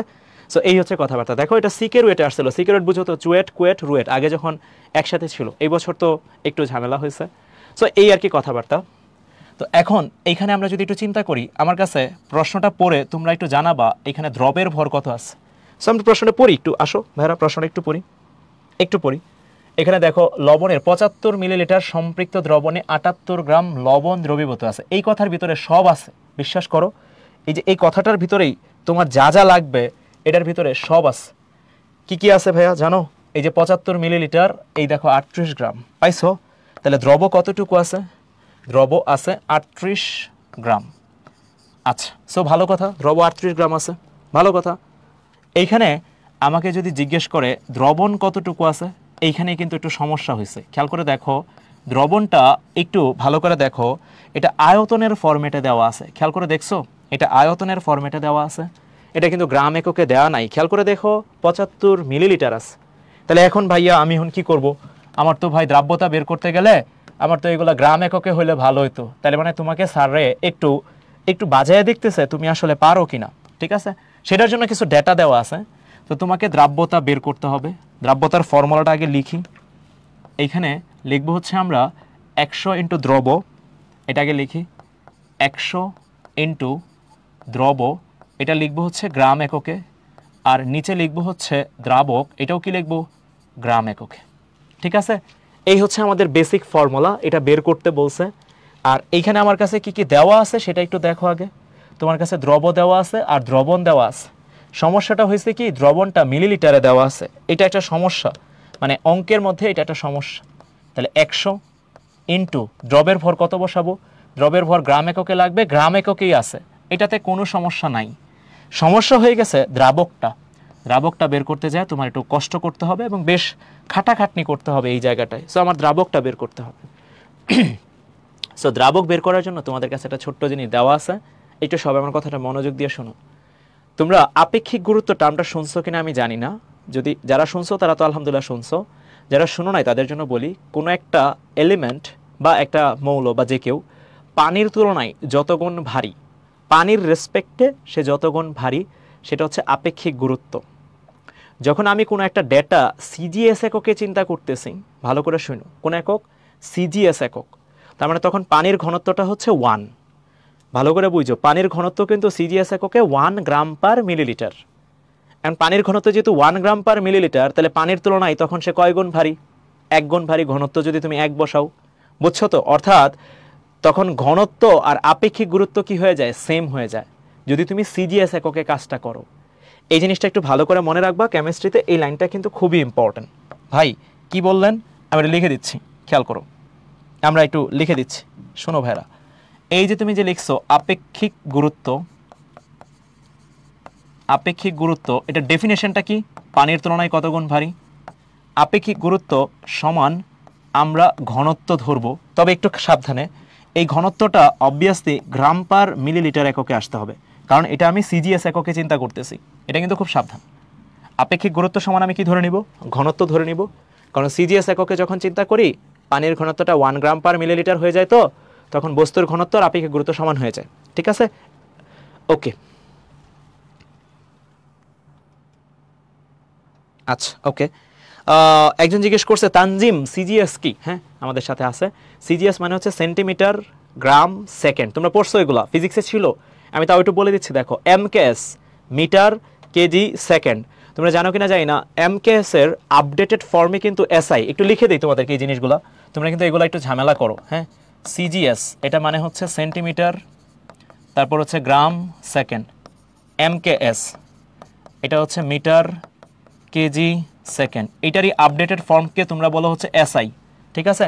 আরেকটা একক আছে এফপিএস, এই যে এটা হচ্ছে ইঞ্জিনিয়ারিং একক, আমরা ইঞ্জিনিয়াররা এফপিএস একক ব্যবহার করি। এটা হচ্ছে ফুট, বুঝছো তো? ফুট, তারপর কি পাউন্ড, ফুট পাউন্ড সেকেন্ড। ঠিক আছে? সো এগুলো হচ্ছে এফপিএস একক, ফুট পাউন্ড সেকেন্ড, এটা সেন্টিমিটার গ্রাম সেকেন্ড, এটা হচ্ছে মিটার কেজি সেকেন্ড, যেটার আপডেট ফর্ম হচ্ছে এসআই। আশা করি বুঝছো এটা, আশা করি বুঝছো। ওকে, এবার আমরা যদি এই ম্যাথটা করি তাহলে আপেক্ষিক গুরুত্বকে আমরা কি ধরে নিব? ঘনত্ব ধরে নিব। এখন ঘনত্বের ফর্মুলা কি ছিল মনে আছে?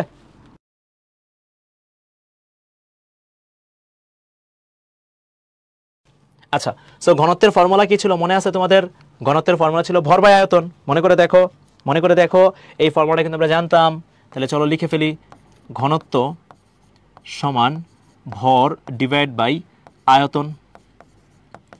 দেখো তো ভাইয়া ঘনত্ব কত দেওয়া আছে, প্রশ্নটা পড়ে দেখো। এই যে দেখো ভাইয়া তোমার কাছে দেওয়া আছে আপেক্ষিক গুরুত্ব কত দেওয়া আছে? 1.5, 1.5 দেওয়া আছে না? তাহলে চলো বসায় দেই। ঘনত্ব এখানে বসাবো 1.5, এটা আমরা ঘনত্বের সমান ধরবো, কারণ আপেক্ষিক গুরুত্ব আর ঘনত্ব এখানে সমান ধরতেছি। এখানে আমি ভরটা বের করব, আর নিচে আয়তন দিব 75 মিলিলিটার। তোমরা আমাকে একটু এটা জানাবা, এটা যেহেতু তুমি দ্রবণের আয়তন বসাইছো, এইখানে তুমি দ্রবণের ঘনত্ব বসাইছো, তাহলে এইখানে যে ভরটা আসতেছে এটা কার ভর আসতেছে? এই যে এই ভরটা কার ভর আসতেছে? এটা কার ভর আসতেছে? 75 কেন বসাইছি বুঝছো তো? 75 কেন বসাইছি বুঝছো তো? কেন বসাইছি হোপসো ক্লিয়ার? আপেক্ষিক গুরুত্ব মানে কি ভাই? পানির তুলনায় যত গুণ ভারী। জান্নাতুল ফেরদৌস জিজ্ঞেস করছে আপেক্ষিক গুরুত্ব মানে কি? হ্যাঁ, এটা কত হবে? পানির তুলনায় যত গুণ ভারী, ঠিক আছে? ওকে, এবার দেখো তাহলে এটা কার ভর আসবে? এটা চলে আসবে দ্রবণের ভর। কোন এককে আসবে? তুমি একটু ঠান্ডা মাথায় চিন্তা করো। এই পাশে আছে গ্রাম পার মিলিলিটার, আর এই পাশে গুণ করতেছো, চলো গুণটা করে দিই। 1.5 গ্রাম পার মিলিলিটার, আর এখানে দিয়ে দিব 75 মিলিলিটার। তাহলে এখানে মিলিলিটার মিলিলিটার কাটাকাটি, তাহলে এখানে চলে আসবে ভর। কোন এককে আসবে ভাই? গ্রাম এককে আসবে। তাহলে চলে আসবে 112.5। তাহলে তাও একটু করি, 75 ইন্টু 1.5, এইখানে আসবে কত?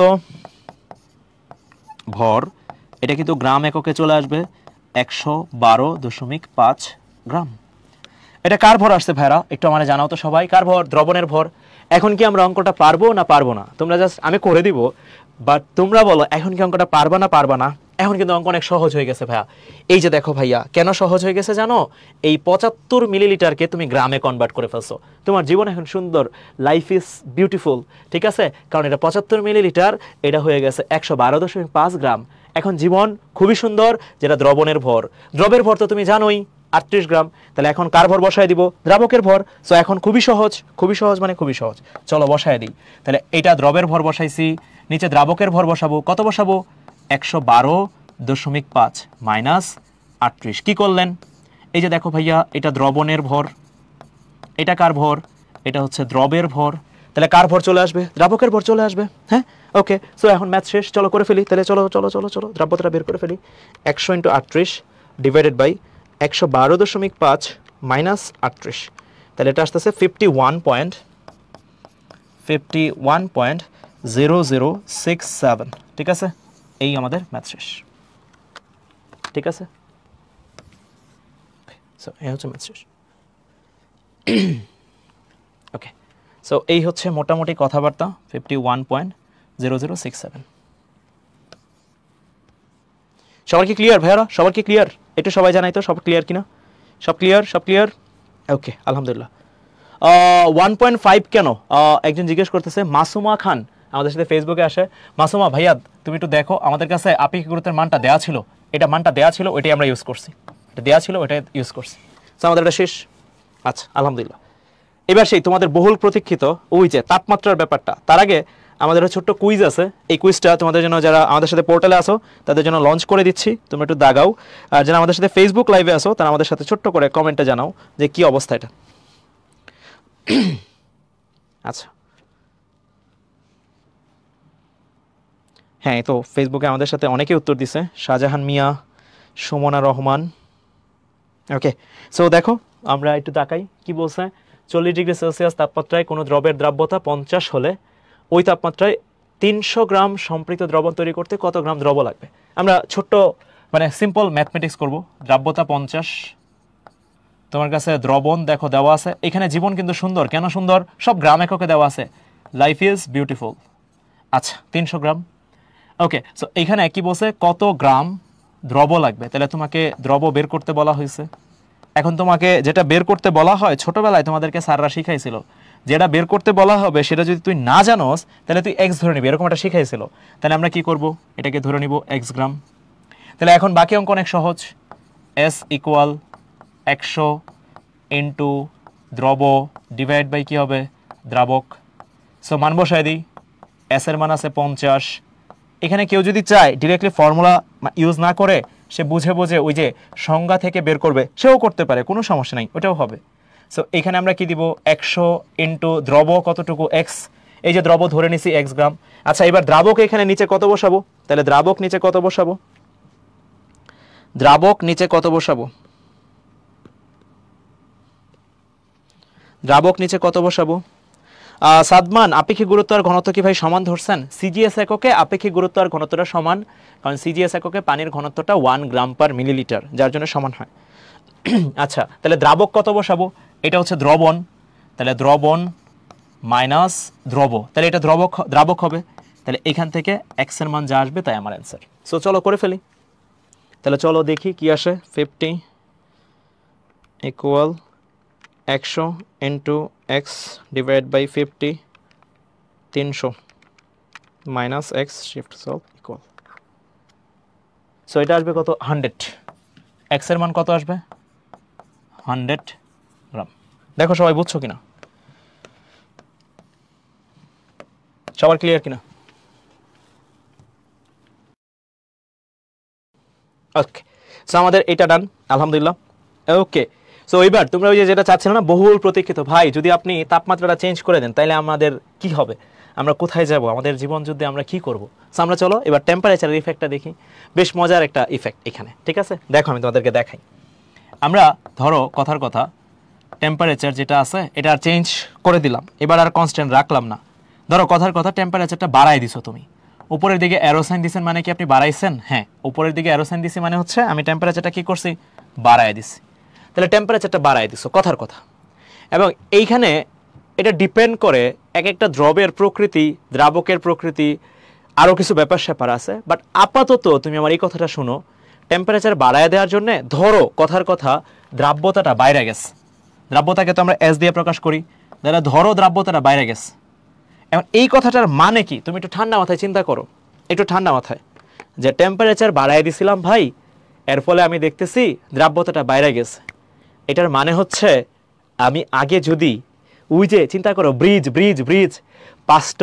5 টনের ব্রিজ, সেখানে 5 টনই দিতে পারতা, এখন ব্রিজের ক্যাপাসিটি বাইরে গেছে, এটার মানে কি তুমি আরো এখন গাড়ি বেশি এটার উপর দিয়ে দিতে পারবা। বুঝো কি কথাটা? তাহলে দ্রাব্যতা কিন্তু ক্যাপাসিটি, সহজ ভাষায় দ্রাব্যতা হচ্ছে সে কতটুকু নিতে পারে, অথবা সর্বোচ্চ কতটুকু নিতে পারে, বা সর্বোচ্চ কতটুকু আছে, একই জিনিস আপাতত। সো এখানে দ্রাব্যতা বেড়ে গেছে, তার মানে আগে যদি সে 10 গ্রাম নিতে পারতো, এখন সে 10 গ্রামের থেকে বেশি নিতে পারবে না কম নিতে পারবে, এটা আমার একটু জানাও তো, বেশি না কম?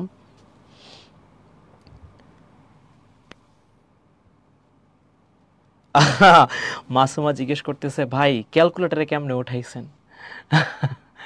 আচ্ছা এগুলো দেখবা আমরা আস্তে আস্তে শিখাবো, তোমাদের কিছু ক্যালকুলেটার হ্যাক্সও শিখাবো, দেখবা খুব সহজেই, অনেক সহজে ক্যালকুলেশন করে ফেলা যায়, আগের মতো যে আর গণন করে করে অনেক কষ্ট করে করে করতে হয় না, ঠিক আছে? আচ্ছা, সো যেহেতু দ্রাব্যতা বেড়ে গেছে, তাহলে এখন কি আগের থেকে বেশি নিতে পারবে না কম নিতে পারবে? সো এখানে কি নিতে পারবে? অবশ্যই আমরা কি করব, বেশি নিতে পারবো। তাহলে এইখানে আমরা এভাবে বলতে পারি কিনা দেখো তো, তাহলে এইখানে দ্রব যোগ করা যাবে আরও, দেখো তো এই কথাটা তুমি বুঝো কিনা, দ্রব যোগ করতে পারবো, দেখো তো কথাটা বুঝো কিনা। তুমি বলবা হ্যাঁ ভাই, আগে যদি সে 10 গ্রাম নিতে পারতো, এখন তার ক্যাপাসিটি বাইরে গেছে, তার মানে দ্রাব্যতা বাইরে গেছে, তাহলে সে কি করতে পারবে, আরও বেশি পরিমাণ দ্রব নিতে পারবে। As simple as it is. তুমি তাপমাত্রা বাড়াইছো, দ্রাব্যতা বাইরে গেছে, তাহলে তুমি আগে 10 গ্রাম নিতে পারতা, এখন সেখানে তুমি ধরো 15 গ্রাম নিতে পারো, তাহলে আরও 5 গ্রাম যোগ করতে পারবা, খুবই সিম্পল। আচ্ছা এবার ঠান্ডা মাথায় আরেকটা চিন্তা করো তো, আমি আবার চিন্তা করতে বলি, তুমি তোমার ব্রেনকে প্রশ্ন করবা, উত্তর পাই যাবা ইনশাল্লাহ। আমাদের ব্রেন অনেক অ্যাক্টিভ ভাই, আমরা শুধু প্রশ্ন করি না বলে উত্তর আসে না, প্রশ্ন করলে উত্তর আসবে, 100% আসবে, ইনশাল্লাহ আসবে, বিশ্বাস রাখো আসবে।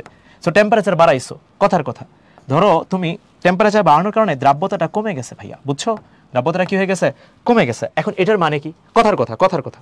আচ্ছা আমি আপাতত টেম্পারেচার কমাই দিই, সমানুপাতিক সম্পর্ক দিয়ে দেখাই, ধরো তুমি টেম্পারেচার কমাইছো, দ্রাব্যতাটাও কমে গেছে, কথার কথা।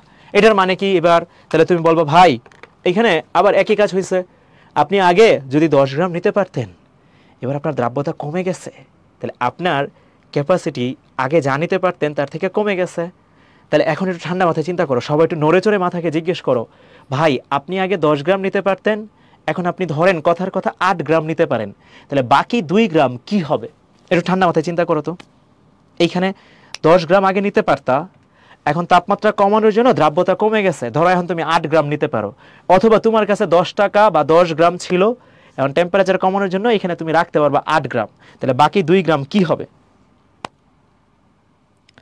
অবশ্যই জিত আরেকবার বুঝিয়ে দিব, কোনো টেনশন নাই, বাট মোটামুটি এই যে আমি যে আবার জিজ্ঞেস করলাম যে দ্রাব্যতা কমে গেছে, আগে 10 গ্রাম নিতে পারতা, এটা মানে নর্মালি চিন্তা করো, আগে তুমি যদি 10 গ্রাম দ্রব্য যোগ করতে পারতা, এখন 8 গ্রাম দ্রব্য যোগ করতে পারো, অথবা উল্টাটা বলতে পারো, আগে 10 গ্রাম এনে ছিল, এখন এনে থাকতে পারবে 8 গ্রাম, বাকি 2 গ্রাম কি হবে? দ্রবণে থাকতে পারবে না, তাহলে এটা কি হবে? এটা কি হবে? এটা কাউকে দিয়ে দিব? রেদওয়ান ভালো বলছে, কাউকে দিয়ে দিব ভাই, থাকতে পারবে না, তাহলে এটা রাইখা লাভ নাই, এটা দিয়ে দেন ভাই। না ভাই, দ্রবণ এত মানে দিয়ে দেয় না, দ্রবণে যেটা হয় অদক্ষেপ পরে, ভালো বলছে, কাউকে দিয়ে দেন ভাই। ঠিক আছে, এই যে দান করে দিব না রেদওয়ান, দান করে দিব না। এই তো মাশাআল্লাহ, ফেসবুকে কিন্তু সবাই উত্তর দিচ্ছে, হ্যাঁ সবাই উত্তর দিচ্ছে। ইব্রাহিম, তারপর হচ্ছে মেহরাব জিজ্ঞেস করছে বাষ্পীভূত হবে, টেম্পারেচার চেঞ্জ করছে মানে কমাইছি, বাষ্পীভূত হওয়ার তো চান্সেস আসতেছে না এই জায়গাটায়। ইয়াসিন জিজ্ঞেস করছে ভাই আমার মেসেজ দেখেন না কেন? তোমার মেসেজ দেখতেছি ইয়াসিন, তোমার মেসেজও দেখতেছি। আচ্ছা এখানে কি পড়বে? এখানে কি হবে? তলানি পড়বে। তাহলে এখানে কি পড়বে? এখানে কি হবে? তলানি পড়বে, তলানি পড়বে। এটা কিন্তু খুবই ইম্পর্টেন্ট। টেম্পারেচার তোমার কমে গেছে, দ্রাব্যতা কমে গেছে। একটু আমি অ্যানালাইসিসটা তোমাকে বুঝাই, তুমি বুঝো, অ্যানালাইসিসটা বুঝো। ধরো এখানে 30 ডিগ্রি সেলসিয়াস আছে, বুঝো ভালো করে, এখানে দ্রাব্যতা আছে 60, এখানে এই টেম্পারেচারটাকেই তুমি এইবার এটাকে 50 ডিগ্রি সেলসিয়াসে নিয়ে গেছো, এখন দ্রাব্যতা হয়ে গেছে 90। বুঝো ভালো করে, বুঝো ভাইয়ারা, এখানে তুমি 30 থেকে কোথায় গেছো? 50-এ গেছো, এই যে এইখানে গেছো। এখন তোমার দ্রাব্যতা বাইরে গেছে না কমে গেছে? বাইরে গেছে। এখন তোমরা আমারে বলো 60 থেকে 90 হয়েছে, 30 থেকে 50-এ গেছো, একটু ঠান্ডা মাথায় চিন্তা করে জানাবা এখানে আমি কত গ্রাম দ্রব আরো যোগ করতে পারবো? একটু জানাও তো, কত গ্রাম দ্রব আরো যোগ করতে পারবো? দ্রাব্যতা তাৎপর্য কিন্তু তোমরা পারো, শিখাইছিলাম। মনে করো এই যে আমি আরেকবারই বুঝাচ্ছি তন্ময়, দেখো এখানে কত গ্রাম দ্রব্য যোগ করতে পারবো? তন্ময় এই জিনিসটাই দেখাইতেছে, খেয়াল করো তন্ময় ভাইয়া, এইখানে ছিল 60 গ্রাম, এখন হয়ে গেছে 90 গ্রাম, তাহলে এখানে সর্বোচ্চ 60 গ্রাম থাকতে পারবে, শিখাইছিলাম দ্রাব্যতা তাৎপর্য, এনে 60 গ্রাম থাকতে পারবে, এনে এখন 90 গ্রাম থাকতে পারে। তাহলে এখন সেক্ষেত্রে টেম্পারেচার বাড়ানোর জন্য আরও তুমি এক্সট্রা এখানে কতটুকু অ্যাড করতে পারবা? ঠান্ডা মাথায় চিন্তা করলেই চলে আসবে। এখন এটা কি হয়ে গেছে? অসম্পৃক্ত হয়ে গেছে না? 100% ভাইয়া। আগে সে 60 গ্রাম নিতে পারতো, তার ক্যাপাসিটি ছিল 60 গ্রাম, দিছেও 60 গ্রাম, এখন তার ক্যাপাসিটি হয়ে গেছে 90 গ্রাম। তাহলে তোমাকে এখন ক্যাপাসিটি ফিল আপ করতে গেলে কতটুকু দ্রব্য যোগ করতে পারবা? আরও কতটুকু? এই তো হয়ে গেছে তো, মাশাল্লাহ। কত হবে? 30 গ্রাম। আচ্ছা এবার এটার উল্টাটা যদি করি, চিন্তা করো তো ভাইরা, সবাই চিন্তা করো, আমি যদি এইখানে এটার উল্টাটা করি, অর্থাৎ 50 থেকে 30-এ চলে আসবো, তাহলে এইবার কি হবে? এইবার কি হবে? চিন্তা করো তো, কি হবে এবার? কি হবে এবার? কি হবে তুমি বলবা? এবার ভাই আগেরটার ঠিক উল্টা কাহিনীটা আপনি করছেন। আগের বার আপনি গরম করছিলেন, গরম বলতে 30 থেকে 50-এ গেছিলেন, উত্তপ্ত করছিলেন। এবার আপনি ঠান্ডা করছেন, এটাকে আমরা বলি কুলিং। তাই এখন 90 গ্রাম ছিল, এখন হয়ে গেছে 60 গ্রাম। এখানে আগে 90টা জিনিস থাকতে পারতো, এখন 60টা জিনিস থাকতে পারে, তাহলে 30টা জিনিস বের করে ফেলতে হবে। দ্রবণে তো বের হয় না, দ্রবণে তলানি পড়ে, তাহলে এইখানে কি হবে? তলানি পড়বে। তলানি, দ্রবণে বের হওয়ার সুযোগ নাই ভাইয়া, দ্রবণে কি হবে? তলানি পড়বে। এটা একটু খেয়াল রাখবা, দ্রবণ থেকে তো বের হয়ে যাওয়ার সুযোগ নাই, সো যেটা করতে পারে তলানি পড়তে পারে। সো তোমরা কি বুঝতেছো? তাহলে দ্রাব্যতা যখন ডিফাইন করতেছিলাম একদম শুরুর দিকে, আমি কেন টেম্পারেচারটা কনস্ট্যান্ট রাখতেছিলাম? বুঝছো কি? এই যে ফারহান বলতেছে ওকে ক্লিয়ার ভাইয়া, এই তো খুবই চমৎকার। এই যে মাহফুজুর রহমান, তারপর আবির, মেহরাব হোসেন আমাদের ফেসবুকে আছে, মাশাআল্লাহ ভালো ভালো উত্তর দিচ্ছে। অস্থির, 30 গ্রাম তলানি পড়বে, 30 গ্রাম তলানি পড়বে, এক্স্যাক্টলি ভাইয়া। ওকে, সো আমরা মোটামুটি বুঝে ফেলছি না? চলো এই যে বুঝছি আসলে যে কতটুকু বুঝছি, এটা তো কাজে লাগাইতে হবে। ব্রেন তোমাকে এতক্ষণ ধরে তোমার ব্রেনে তুমি কিছু একটা কনসেপ্ট পুশ করছো, এখন সেটাকে অ্যাপ্লাই করতে হবে। এটা কিন্তু খুবই ইম্পর্টেন্ট। মানে ইন্টারনাল লাইফে তুমি একটা জিনিস শিখবা, থিওরি শিখবা, আফটার দ্যাট সেটা ম্যাথে তুমি ইমপ্লিমেন্ট করতে পারতেছো কিনা এটা খুবই ইম্পর্টেন্ট। এবং শুধু ইমপ্লিমেন্টেশনে যাইলেই হবে না, সেটাকে প্রপারলি এবং সঠিকভাবে করতে হবে। আমরা যেটা করি থিওরি পড়তে, মানে ছোটোবেলায় কিন্তু আমরা এই কাজগুলো করতাম, থিওরি পড়তাম ম্যাথ করতাম না, ম্যাথ পড়তাম থিওরি পড়তাম না, এগুলো কিন্তু করাই যাবে না। তোমাকে থিওরিও পড়তে হবে, ম্যাথও পড়তে হবে, ঠিক আছে? তোমাকে কনসেপ্টও ক্লিয়ার করতে হবে, প্রবলেমও সলভ করতে পারতে হবে, সবই পারতে হবে, ঠিক আছে? ওকে ওকে, সো আমরা দেখো এই ম্যাটটার দিকে একটু দেখি। এই ম্যাটটা যারা ওই কনসেপ্টটুকু বুঝে নাই, টেনশন নাই, আমরা এইখানে বুঝাই দিব পুরো জিনিসটা আবারও, টেনশন নিও না, আসি তো। আচ্ছা দেখো, এইখানে আমার কাছে একটা পাত্র আছে, সরি, এইখানে একটা পাত্র আছে, আমি সেম পাত্র নেই, তাহলে তোমাদের জন্য বুঝাইতে সুবিধা হবে। এইখানে আরেকটা পাত্র আছে, খেয়াল করো। এবার দেখো দুইটা পাত্রের মধ্যে দুইটা আলাদা আলাদা তাপমাত্রা আছে, খেয়াল করছো? দেখো ভাইরা, এইখানে আছে 30 ডিগ্রি সেলসিয়াস, পাইছো? আর এখানে আছে কত ডিগ্রি সেলসিয়াস? 55 degree Celsius. যারা বুঝো নাই টেনশন নাই, আমরা বুঝাই দিব, ইনশাল্লাহ বুঝাই দিব। এই যে জিৎ সাহা বলতেছিল ভাই একটু আবার রিক্যাপ করবেন, এই যে দেখো জিৎ, এইখানে আবার রিক্যাপ করবো ওইটাই, বাট একটু ম্যাথে করবো এখন। সো এইখানে দ্রাব্যতা কত আছে দেখো তো ভাইরা, এইখানে দ্রাব্যতা আছে 50, খেয়াল করো, আর এইখানে দ্রাব্যতা আছে 90। তোমরাই বলো প্রশ্নটাতে কি করছো তুমি? একটু ঠান্ডা মাথায় দেখো, ঠান্ডা মাথায় দেখো, তুমি কি করছো? 30 ডিগ্রি সেলসিয়াস তাপমাত্রায় 50 গ্রাম দ্রবণকে 55 ডিগ্রি সেলসিয়াসে উন্নীত করা হলো। আচ্ছা, খুবই চমৎকার ভাই, খুবই চমৎকার। তুমি কত গ্রাম দ্রবণকে নিয়ে কাজ করতেছো? এখানে কত গ্রাম দ্রবণ আছে? সারছে, দ্রাব্যতাও 50 আবার দ্রবণও 50। আপাতত তুমি 50 গ্রাম দ্রবণকে নিয়ে কাজ করতেছো, অর্থাৎ তুমি তাপমাত্রা 30 ডিগ্রি সেলসিয়াসে 50 গ্রাম দ্রবণকে নিয়ে আসো। এখন তোমাকে বলতেছে প্রশ্নের মধ্যে, ভাই আপনি যদি এখন এই 30 ডিগ্রি সেলসিয়াস থেকে 55 ডিগ্রি সেলসিয়াসে আসেন তাহলে আপনার জীবনে কি হবে? এটাই হচ্ছে কথাবার্তা। তবে কত গ্রাম দ্রবণকে নিয়ে আসবেন এটা বলে দিচ্ছে, যে 30 ডিগ্রি সেলসিয়াস তাপমাত্রা থেকে 55 ডিগ্রি সেলসিয়াসে আপনি যাবেন, 50 গ্রাম দ্রবণকে নিয়ে যাবেন। কোনো তাড়াহুড়া নাই, আস্তে ধীরে যাবো, কোনো টেনশনই নাই। এনে দ্রাব্যতা দেওয়া আছে 50, এনে দেওয়া আছে 90। সো আমরা আগাই, সো চলো আস্তে ধীরে আগাই, কোনো প্যারাই নাই জীবনে। ওকে, সো তুমি কত গ্রাম দ্রবণকে নিয়ে যাবা? সাবধান, কাউরে রেখে যাও না ভাই, হ্যাঁ, জীবন যুদ্ধে সবাইকে নিয়ে যাও। 50 গ্রাম দ্রবণকে নিয়ে যাবা। সো আমরা 50 গ্রাম দ্রবণকে 30 ডিগ্রি সেলসিয়াস থেকে 55 ডিগ্রি সেলসিয়াসে নিয়ে যাব। এইখানে দ্রাব্যতা 50, এইখানে দ্রাব্যতা 90। এখন ওই যে আগের কনসেপ্টটা, ওই যে আমাদের সাথে যারা বলতেছিল একটু রিক্যাপ করেন ভাই, দেখো আবার একটু মিলাই। এখানে থাকতে পারে কত গ্রাম? 50 গ্রাম। এনে থাকতে পারে 90 গ্রাম। তাহলে এখন চিন্তা করো, তুমি যদি এইখান থেকে এইখানে আহো, তুমি আরো কতটুকু দ্রব যোগ করতে পারবা? তোমার কাছে এনে 50 টাকা ছিল মানি ব্যাগে, বুঝো, এইভাবে চিন্তা করো, টাকার হিসাবটা আমরা ভালো বুঝি। এনে 50 টাকা ছিল মানি ব্যাগে, এখন তোমার মানি ব্যাগে 90 টাকা চলে আসছে, কেমনে? তাহলে তোমার মানি ব্যাগে আরো 40 টাকা তুমি যোগ করছো, এটাই তো নর্মাল। এটা কি নর্মাল না? স্বাভাবিক। তুমি যদি উল্টাটা করতা, দেখো টাকার হিসাব, আমরা টাকার হিসাব ভালো বুঝবো। দেখো এনে 90 টাকা ছিল, এখন তোমার মানি ব্যাগে ধরো 90 টাকা ছিল, হঠাৎ করে তুমি দেখলা 50 টাকা হয়ে গেছে, তাহলে তুমি 40 টাকা খরচ করে ফেলছো। এখন টাকা তো খরচ হয়, দ্রবণে তো আর খরচ হয় না, সেটা তলানি পড়ে। আর এইখানে দেখো 50 থেকে, আমি জাস্ট বোঝানোর জন্য বলতেছি, don't take it negatively, just বোঝানোর জন্য। সো 50 থেকে ভাইয়া তুমি 90 আসবা, হ্যাঁ ভাইয়া, তো তোমার 50 টাকা ছিল, এখন তুমি 90 টাকা, তার মানে তোমার 40 টাকা আরও যোগ হয়েছে, তাহলে তুমি 40 টাকা কি করতে পারবা? যোগ করতে পারবা। সবাই কি এইবার বুঝছো? এবার কি বুঝছো? এবার কি ক্লিয়ার? এই যে জিৎ সাহা, তারপর যারা যারা ছিল, 40 গ্রাম কিভাবে হয়? এই ফাউজিয়া তুমি কি বুঝছো ভাইয়া? ফাউজিয়া তুমি জিজ্ঞেস করতেছিলা, সবার কি ক্লিয়ার? এবার কি ক্লিয়ার? সবার ক্লিয়ার? এই তো চমৎকার, মাশাল্লাহ মাশাল্লাহ, অস্থির। ওকে, হ্যাঁ ভাই ক্লিয়ার। এবার দেখো আমরা 30 থেকে কোথায় গেছি? 55তে গেছি। তাহলে কত গ্রাম যোগ করতে পারবো? দেখো আমি লাইনটা একটু লিখি, দেখো তো ভাইরা বুঝো কিনা। 30 ডিগ্রি সেলসিয়াস থেকে 50 না 55? 55 ডিগ্রি সেলসিয়াসে গেলে দ্রব যোগ কতটুকু যোগ করতে পারবো? একটু আমরা জানাও তো ভাইরা। দ্রব যোগ করতে পারবো কতটুকু ভাইয়া? কতটুকু ভাইয়া? কতটুকু? কতটুকু? 40 গ্রাম। এক্স্যাক্টলি ভাই, দ্রব যোগ করতে পারবো 40 গ্রাম। তুমি কত গ্রাম দ্রবণকে নিয়ে গেছো? একটু ঠান্ডা মাথায় চিন্তা করো। 30 থেকে 55তে যে গেছো, একটু ঠান্ডা মাথায়, 30 থেকে 55তে যে গেছো, এইখানে একটু ঠান্ডা ঠান্ডা ঠান্ডা হইতে হবে। কেন ঠান্ডা হইতে হবে জানো? দেখো এস এর মান কত ছিল? এনেছিল 50, তাহলে দ্রব জানি কত ছিল, শিখাইছিলাম ভাইয়া, দ্রব ছিল 50, তাহলে দ্রাবক কত ছিল? দ্রাবক ছিল 100, তাহলে দ্রবণ কত হবে? দ্রবণ হবে 150। আমরা কি বুঝি? হ্যাঁ ভাই 100%, কোনো মিস নাই। তাহলে এইখানে দ্রবণ হবে 150। কেমনে হয়েছে এইটা তোমাদেরকে আমি তাৎপর্য শিখাইছিলাম। দ্রাব্যতা 50 মানেই দ্রব 50, দ্রাবক 100, যোগ করে দিলে 150।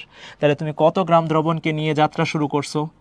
150 গ্রাম দ্রবণকে যদি 30 ডিগ্রি সেলসিয়াস থেকে 55 ডিগ্রি সেলসিয়াসে নিয়ে যাও, তাহলে এনে একটা টার্ম অ্যাড করে ফেলি, নিয়ে গেলে জীবনকে আর একটু সুন্দর করে ফেলি। আমি আবারও বলতেছি, লাইফ ইজ বিউটিফুল। সো নিয়ে গেলে দ্রব কতটুকু যোগ করবা? 40 গ্রাম। এখন বাংলা ঐকিক নিয়ম ভাই, জীবন অনেক সুন্দর। 1 গ্রাম, তারপর কত গ্রাম? 55 গ্রাম। ঐকিক নিয়ম করলে অঙ্ক হবে না? হবে না, 100% হবে, কোনো মিস নাই, কোনো মিস নাই, কোনো মিস নাই। তাহলে এখন দেখো, আমরা যদি এইখানে আসি, 1 গ্রাম দ্রবণকে যদি 30 ডিগ্রি সেলসিয়াস থেকে 55 ডিগ্রি সেলসিয়াসে নিয়ে যাই, তাহলে দ্রব যোগ 40 ডিভাইড বাই 150। তুমি নিছো কত গ্রাম ভাইয়া? তোমার প্রশ্নে দেওয়া ছিল 50 গ্রাম। তাহলে এখন কি করব? 50 গ্রাম দ্রবণকে যদি 30 ডিগ্রি সেলসিয়াস থেকে,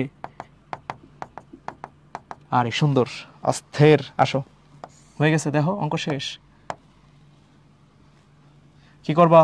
40 ইন্টু 50 ডিভাইড বাই 150। তাহলে এটার হিসাব করার জন্য কি আমাদের ক্যালকুলেটর লাগবে? না ভাইয়া, লাগবে না, আই গেস।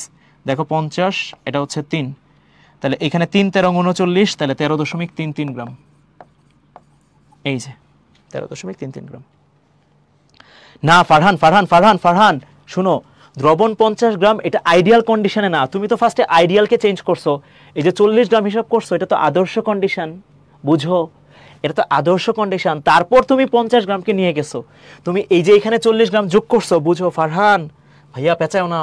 এই যে তুমি 40 গ্রাম যোগ করছো, এটা আদর্শ কন্ডিশন, অর্থাৎ 50 থেকে 90, এটা 40। তাহলে আদর্শ মানে কি? এনে যদি 150 গ্রাম দ্রবণ থাকে, সেটাকে যদি এখানে নিয়ে আসো, তাহলে তোমার 40 গ্রাম অ্যাড করতে হবে। এখন তুমি তো 150 নেও নাই ভাইয়া, তুমি নিছো শুধু 50। বুঝছো কিনা দেখো, দেখো ভাইয়া, বুঝছো কিনা? সবাই কি বুঝছো? সবাই কি বুঝছো? ফারহান বুঝছো ভাইয়া? ও হ, ফারহান ওহ বলছে। এই তো, এটার জন্য কি ক্যালকুলেটর লাগবে আমাদের? ক্যালকুলেটর লাগবে না ভাইয়া, ক্যালকুলেটর লাগবে না। এটার জন্য কিন্তু ক্যালকুলেটর, আমি কিন্তু মুখে মুখে করছি। এই টাইপের ম্যাথ, বিলিভ করো, ঢাকা ভার্সিটি অ্যাডমিশন টেস্টের জন্য বেশ ফেমাস, বেশ ফেমাস। তাহলে এখন তুমি বলবা ঢাকা ভার্সিটি তো ভাই এমসিকিউর জন্য খুবই কম মার্কস থাকবে, তাহলে এই অঙ্ক আপনি যেভাবে করছেন আমি তো এটা শেষ করতে পারবো না, তাই না?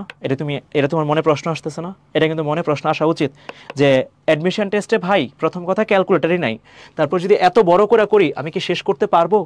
মানে এত কম সময়ের ভিতরে? সেটার জন্য একটা ট্রিক্স শেখা লাগবে না? চলো একটা ট্রিক্স শিখি, তবে এটা এমসিকিউ এর জন্য, সিকিউ এর জন্য না। দেখো, এই যে দেখো, আমরা একটা ট্রিক্স শিখে ফেলি, আমি তোমাদের সব শিখাই দিব, মনে রাখবা ভাইয়া। আমি না শুধু, আমরা যারা উদ্দেশ্যে ক্লাস নিব, দেখবো তোমাদেরকে সব কিছু শিখাই দেবো ইনশাল্লাহ, আল্লাহ যদি সহায় হয়, ইনশাল্লাহ। ওকে, সো এখন দেখো আমরা এমসিকিউ এর জন্য করে ফেলি। তাহলে ভাইয়া, রেদওয়ান তাপমাত্রা তো চেঞ্জ করেই করলাম জিনিসটা।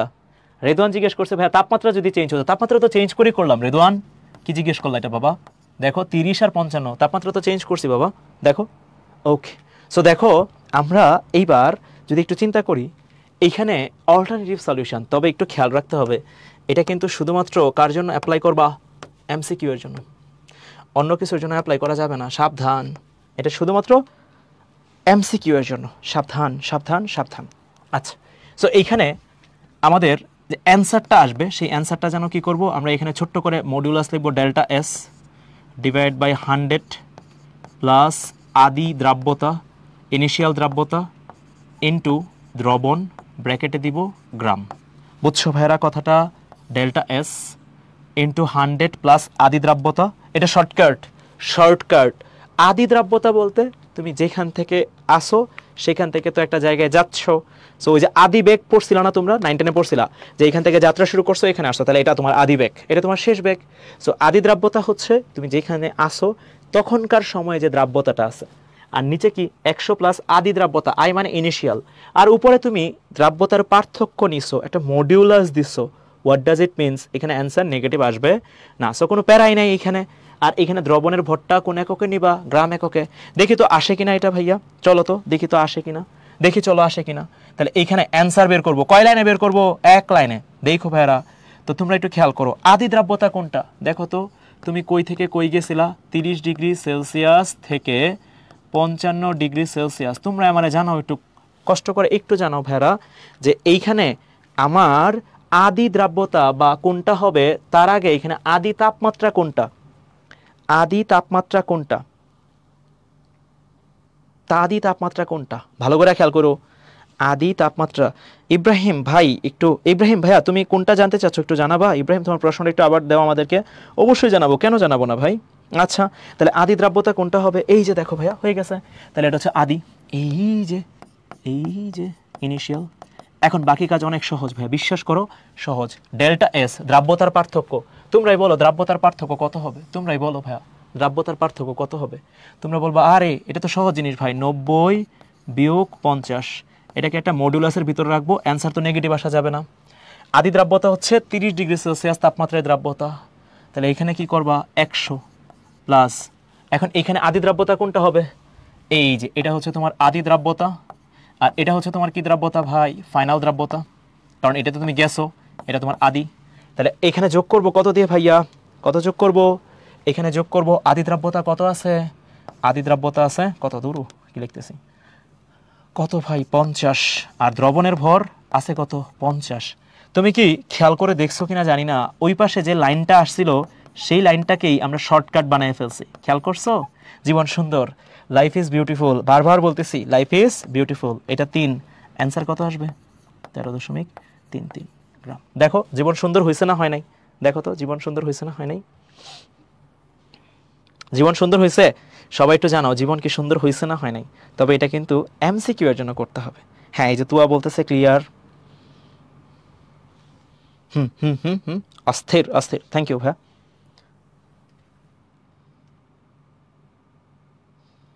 হ্যাঁ লাইফ ইজ বিউটিফুল, ফারহান সেরা, অস্থির। ইব্রাহিম বলতেছে আমাদের সাথে ফেসবুকে আছে সেরা, এটা কিন্তু আসলেই সেরা। মানে তুমি যদি একটু বুঝো এই যে টেকনিকগুলাই কিন্তু তোমাকে দেখবা অন্যদের থেকে আগায় দিবে। মানে তুমি স্ট্র্যাটেজিক হইতে হবে। ইন্টারমিডিয়েটের পড়াশোনা আমি যদি বলতে চাই তোমাকে, হ্যাঁ অবশ্যই পড়াশোনা করতে হবে, পরিশ্রম করতে হবে, but in a smart way.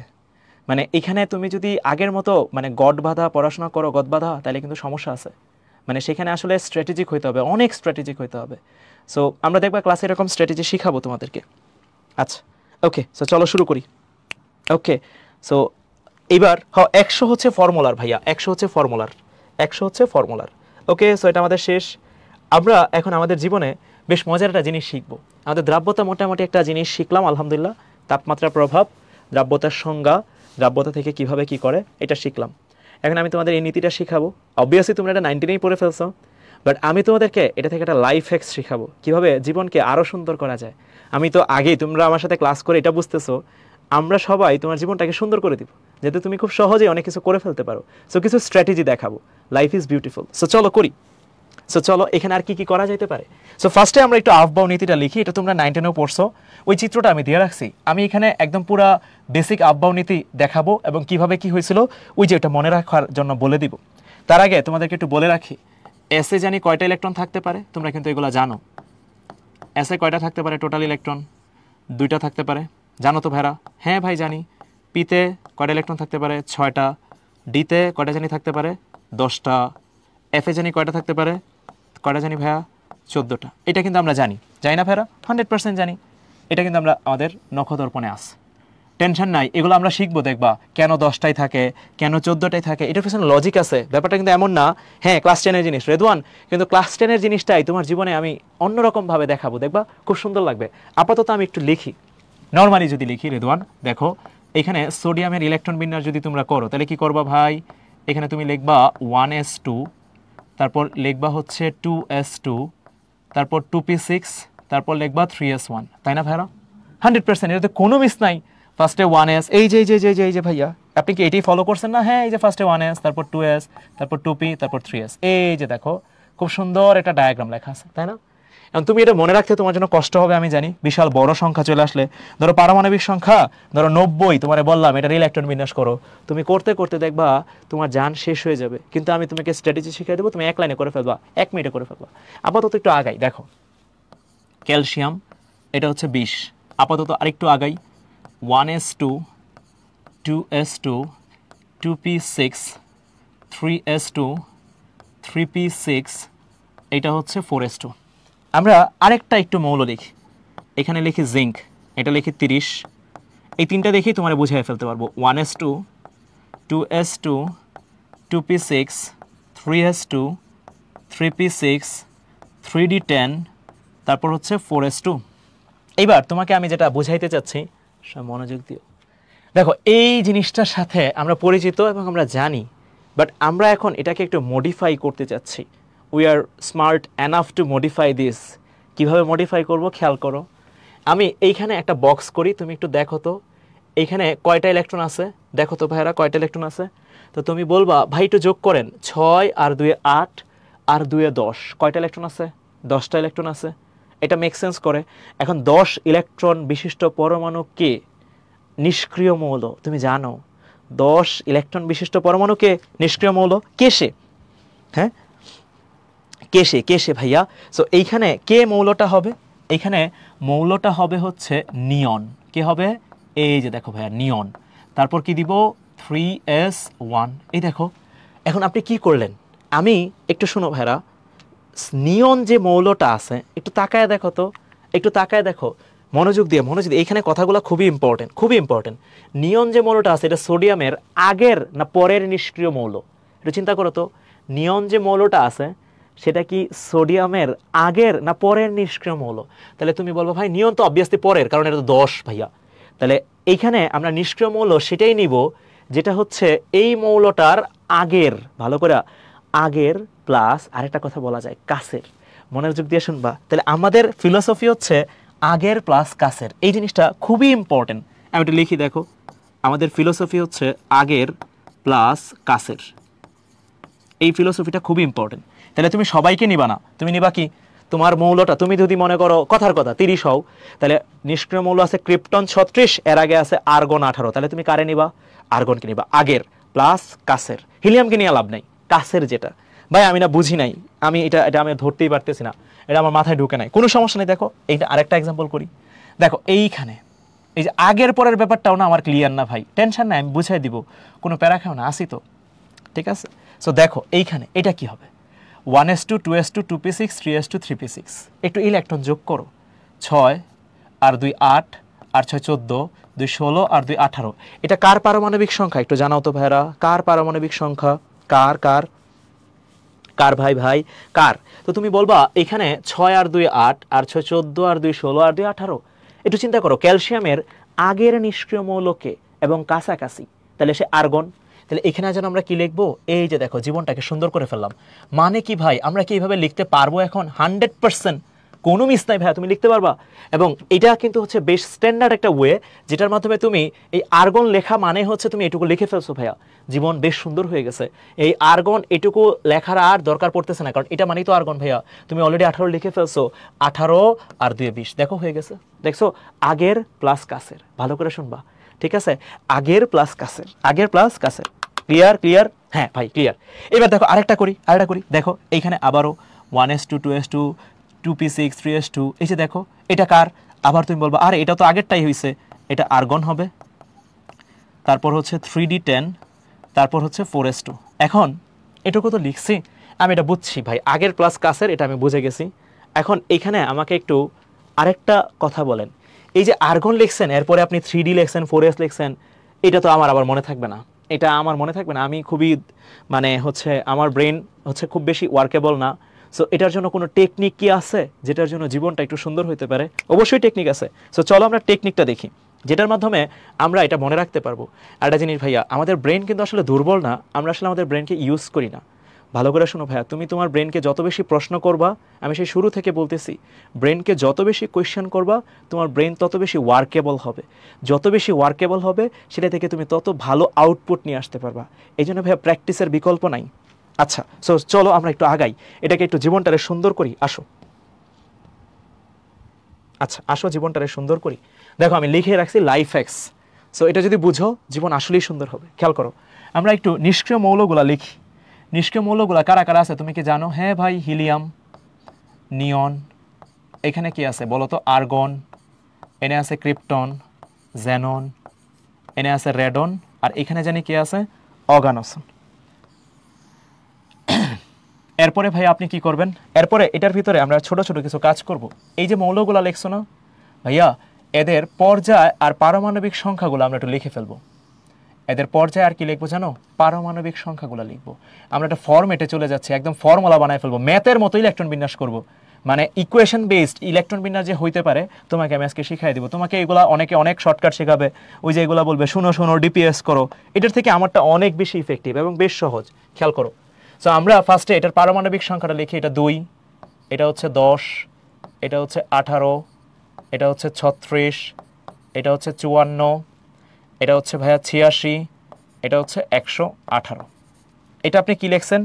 এটা আপনি লিখছেন হচ্ছে পারমাণবিক সংখ্যা। কি লিখছেন? পারমাণবিক সংখ্যা। আচ্ছা, ওকে ওকে ওকে ওকে ওকে। সো খেয়াল করো, এরপরে আমি এদের পর্যায়গুলো লিখে ফেলবো। এটার পর্যায় 1, এটার পর্যায় 2, এটার পর্যায় 3, এটার পর্যায় 4, এটা 5, এটা 6, 7। তোমরা আমাকে জাস্ট এইটুকু বলো তোমরা এটা কি জানো না জানো না। তোমরা বলবো ভাই এটা আমি 9-10-এ পড়ছি, এটা আমার একদম পুরো মুখস্থ আছে। অনেকে কিন্তু থাকে, অনেকেই থাকে যারা পুরা পর্যায় সারণী মুখস্থ পারে, পুরা পর্যায় সারণী মুখস্থ পারে পুরাটা। ঠিক আছে? সো আমরা চলো আগাই। এখানে আমি ফার্স্ট ইয়ারে লিখে ফেলছি, এখন একটা ফরম্যাটে চলে যাব। ধরো এইখানে তুমি কথার কথা কোনো একটা এলিমেন্ট অথবা কোনো একটা মৌল নিলা যার তুমি ইলেকট্রন বিন্যাসটা করতে চাচ্ছ। তোমার টার্গেট এর ইলেকট্রন বিন্যাসটা করবা, তাহলে এর ইলেকট্রন বিন্যাসটা তুমি করবা। এলিমেন্টের বাংলাটা হচ্ছে মৌল আপাতত। ঠিক আছে? আচ্ছা, এটার ইলেকট্রন বিন্যাস করবা। তুমি ফার্স্টে কি লিখবা জানো? থার্ড ব্র্যাকেট দিয়ে একটা ইনার্ট গ্যাস লিখবা, একটা ইনার্ট গ্যাস লিখবা। কোন ইনার্ট গ্যাসটা লিখবা তোমরা কি জানো না জানো না? তোমরা কি জানো না জানো না? তুমি বলা অবশ্যই জানি। আপনি আমার একটু আগে বলছেন আগের প্লাস কাছের, মনে আছে না? আগের নিবা আবার কি কাছের নিবা, দূরের নিও না, কাছের। আচ্ছা, এরপরে কি লিখবা? NS, এরপরে লিখবা হচ্ছে N-2F, এরপরে লিখবা N-1D। এই যে ভাই আপনি তো আমার জীবনটাকে মনে হচ্ছে কঠিন করে ফেলতেছেন। না ভাই কঠিন করতেছি না, বিশ্বাস করো জীবন অনেক সুন্দর, আমি দেখাচ্ছি। খেয়াল করো, দেখো এইখানে ইনার্ট গ্যাস, এটার আমি যদি ধরি পর্যায়, এটার পর্যায় যদি x হয়, বিশ্বাস করো এই n এর মানটা হবে x+1। এই যে দেখো n এর মান তোমার শিখাই দিলাম, n এর মান কেমনে বের করবা। আপাতত এটুকু যদি বুঝে থাকো, আমরা এটাকে একটা ফর্মুলেশনের মাধ্যমে ইলেকট্রন বিন্যাস করব। সবাই মনোযোগ দিয়ে দেখো ভাইরা, প্লিজ প্লিজ। কেমনে করবেন দেখো, দেখাই দিচ্ছি ভাই, একদম সহজ। ধরো আমি একটা বড় সড়ো মৌল নেই, কারে নিব? অনেক বড়, ধরো 70-80, 80 না নিয়ে 82 নি, ধরো লেড নিলাম 82। তোমরা আমাকে জাস্ট একটু জানাবা এটার আগের এবং কাছের নিষ্ক্রিয় মৌলটাকে একটু সবাই জানাও ভাইরা, প্লিজ একটু জানাও। এটার আগের এবং কাছের নিষ্ক্রিয় মৌল কোনটা নিবা তোমরা একটু জানাও সবাই। এটা আগে জানাও, আগের প্লাস কাছের নিষ্ক্রিয় মৌলটাকে, এটা একটু জানাও সবাই, সবাই একটু জানাও আগের প্লাস কাছের নিষ্ক্রিয় মৌলটাকে। কাছের কে? জ্যানন, চমৎকার। রেডন, রেডন কি আগের? এই একজন বলতেছে রেডন। আবিদ, নিয়ন, নিয়ন কি কাছের? ভাই এইখানে দেখো আবিদ আরেকজন বলতেছে রেডন, তাদের জন্য রেডন 86, এটা পরের হয়ে গেছে, আমার নিতে হবে আগের, তাহলে এটা বাদ। আবার একজন বলতেছে নিয়ন, নিয়ন কেন ভাইয়া? কাছের তো একজন আছে। হ্যাঁ, জেননকে দেখতেছো না? জেননকে পাচ্ছ না? কাছের নিষ্ক্রিয় মৌল, নিষ্ক্রিয় মৌল কিন্তু ভাইয়া। রেডন নিব? এটা কি রেডন নিব? এটা কি রেডন নিব? কি নিব? জেনন নিব। চমৎকার, এই তো হয়ে গেছে। সো চলো আমরা করে ফেলি। এইখানে আমরা থার্ড ব্র্যাকেট দিয়ে জেনন নিব। এইবার এইখানে একটু মজার কিছু জিনিসপত্র আছে, কেন জানো ভাইয়ারা? খেয়াল করো, এটার পর্যায় কত তুমি একটু তাকায় দেখো। জেননের পর্যায় কত একটু তাকায় দেখো, তাহলে তুমি বলবা জেননের পর্যায় হচ্ছে, ভাই আপনি এটা চুজ করছেন তো, জেননের পর্যায় হচ্ছে 5। কত নাম্বার পর্যায়? 5। তাহলে তোমরা আমাকে একটু বলো এখন n এর মান কত হবে, সবাই একটু জানাও। জেননের পর্যায়ে যদি 5 হয় তাহলে n এর মানটা কত হবে একটু জানাও। জেননের পর্যায়ে যদি 5 হয় তাহলে n এর মান কত হবে? n এর মান কত হবে? সাবধান, n এর মান হচ্ছে x+1। তার মানে ইনার্ট গ্যাসের পর্যায়ে যদি 5 হয় তাহলে n এর মানটা হবে 5 যোগ 1। তাহলে কত হবে? কত হবে? 5 হবে না 6 হবে? তাহলে তুমি বলবা n এর মানটা হবে, এইখানে যদি আপনি বসায় দেন তাহলে n এর মানটা হবে 5+1। তাহলে এখানে কত হবে? 6 হবে। কত হবে? 6। সবাইকে ক্লিয়ার? সবাইকে ক্লিয়ার? 6। ওকে, অস্থির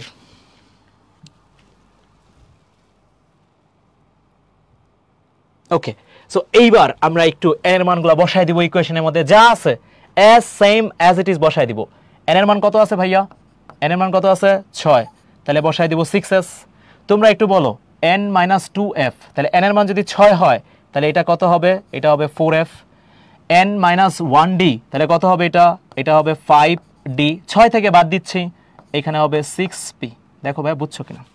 সবার এটুকু ক্লিয়ার না ক্লিয়ার না? সবাই একটু জানাও ভাইরা, সবাই এটুকু একটু জানাও, এটুকু ক্লিয়ার না ক্লিয়ার না? এটুকু ক্লিয়ার না ক্লিয়ার না? এটুকু ক্লিয়ার না ক্লিয়ার না? কি করছেন ভাইয়া? আবার দেখো আমি একটু যদি বোঝাই, n এর মান 6 ইকুয়েশনে বসাই দিছি, n এর মান 6, 6 বিয়োগ 2 তাহলে এটা হচ্ছে 4 4f, 6 বিয়োগ 1 তাহলে এটা হচ্ছে 5, এটা হচ্ছে d, আর এখানে 6p 6p, এটাই লিখছি ভাই। তার মানে n এর মানটা বসাই দিছি। বুঝছি? হ্যাঁ ভাইয়া 100%। এখন আমরা ইলেকট্রন বসাবো। s এ জানি ইলেকট্রন কয়টা থাকতে পারে, লিখছিলাম s ইলেকট্রন কয়টা? 2টি। p তে জানি কয়টা থাকতে পারে? p তে থাকতে পারে 6টি। d তে জানি কয়টা থাকতে পারে? 10টি। f এ জানি কয়টা থাকতে পারে? 14টি। মনে আছে কি? মনে কি আছে? হ্যাঁ ভাইয়া মনে আছে। s এ থাকতে পারে 2টা, p তে থাকতে পারে 6টা, f এ থাকতে পারে কয়টা? 14টা। ওকে, আসো বসাই দিই আল্লাহর নামে। এখন বাংলা গুণ না যোগ করব। দেখো সবাই মনোযোগ দিও ভাইরা। এইখানে 54টা ইলেকট্রন অলরেডি আছে, কারণ জ্যাননের পারমাণবিক সংখ্যা 54। এসে দিব 2টা, কয়টা হয়েছে ইলেকট্রন? গুণ। আমি এটা নিচে লিখতে থাকি, 54 আর 2 হয়েছে 56। এফে দিব 14টা, 56 আর 14 কত হয়েছে? 70। কত হয়েছে? 70। ডিতে দিবা 10টা, 70 আর 10 80। তোমরা বলো এখন পিতে কয়টা দিব? সবাই একটু জানাও আমাকে, পিতে কয়টা দিব? এটা কেন দিচ্ছি? ওই যে দেখো লেখা আছে, এসে 2টা, পিতে 6টা, ডিতে 10টা, এফে 14টা। বলো ভাইয়া পিতে কয়টা দিব? পিতে কয়টা দিব? বলো ভাইয়া পিতে কয়টা দিব? পিতে কয়টা দিব? পিতে কয়টা দিব? কয়টা? পিতে দিব 2টা। এই যে দেখো ভাই, বিশ্বাস করো জীবন আসলেই সুন্দর হয়ে গেছে এবং বিরাশী হয়ে গেছে। এবং তুমি যদি আমাকে এটা বুঝে থাকো, তুমি সারা জীবন আমাকে ধন্যবাদ দিবা, সারা জীবন, যে ভাই আপনি আমার ইলেকট্রন বিন্যাস শিখাই দিয়েছেন। তুমি অনেকভাবে করে দেখছো, এটার থেকে সহজ কোনো উপায় নাই। বিশ্বাস করো এটার থেকে সহজ কোনো উপায় নাই। সবাই কি ক্লিয়ার? ভাই বুঝছি তো, আরেকটা দুটা বুঝান। চলো আরেকটা বুঝি, কোনো টেনশনই নাই। দেখো আরেকটা বুঝি।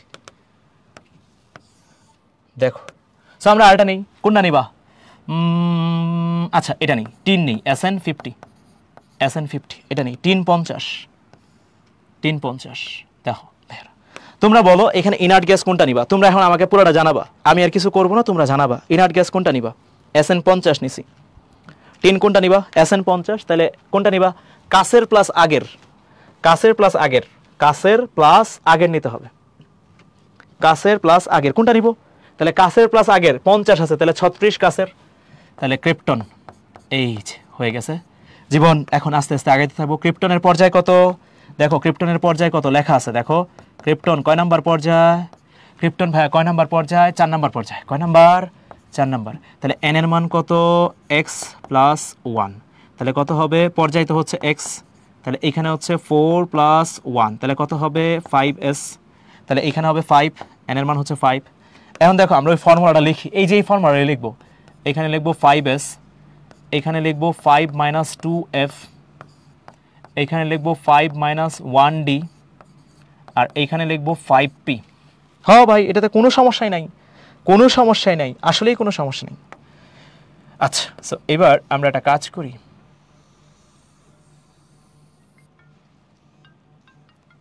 যদি আমরা একটু ছোট্ট করে কপি করি এবং এটারে পেস্ট করে দিই। দেখো এখন আপনি কি করবেন জানেন? এই 5 - 2f যে আপনি জানেন, এটা যে 3f আপনি এটা জানেন। আরে হ্যাঁ ভাই 5 থেকে 2 বাদ দিলে 3 হয়, এটা তো আমি জানি, হ্যাঁ ভাই জানি। তাহলে দেখো ওইটাই আমি করছি, পুরো জিনিসটা কিন্তু সেম কাজ করছি। ক্রিপ্টন পর্যায় 4, n এর মান হবে x + 1, এটা 5, তাহলে 5s 3f 5 - 1d 5p। আচ্ছা এটাও লিখে ফেলি, এটা হবে 4d, এটাও কিন্তু আমরা লিখতে পারবো 5 - 1। মানে আমি জাস্ট ফর্মুলাটা তোমাকে একটু বুঝাইছি আর কি করলা আর কি, ঠিক আছে? ব্র্যাকেট আর দিতে হবে না, এটা 4d। এখন এখানে সবাই একটু চিন্তা করো, 3 নাম্বার শক্তি স্তরে তোমরা বলো 3s হয়, 3p হয়, 3d হয়, 3f কি হয়? আমাকে একটু জানাও তো। 3 নাম্বার শক্তি স্তরে 3f কি হয় নাকি? 3f কি হয় না? 3f কি হয় না হয় না?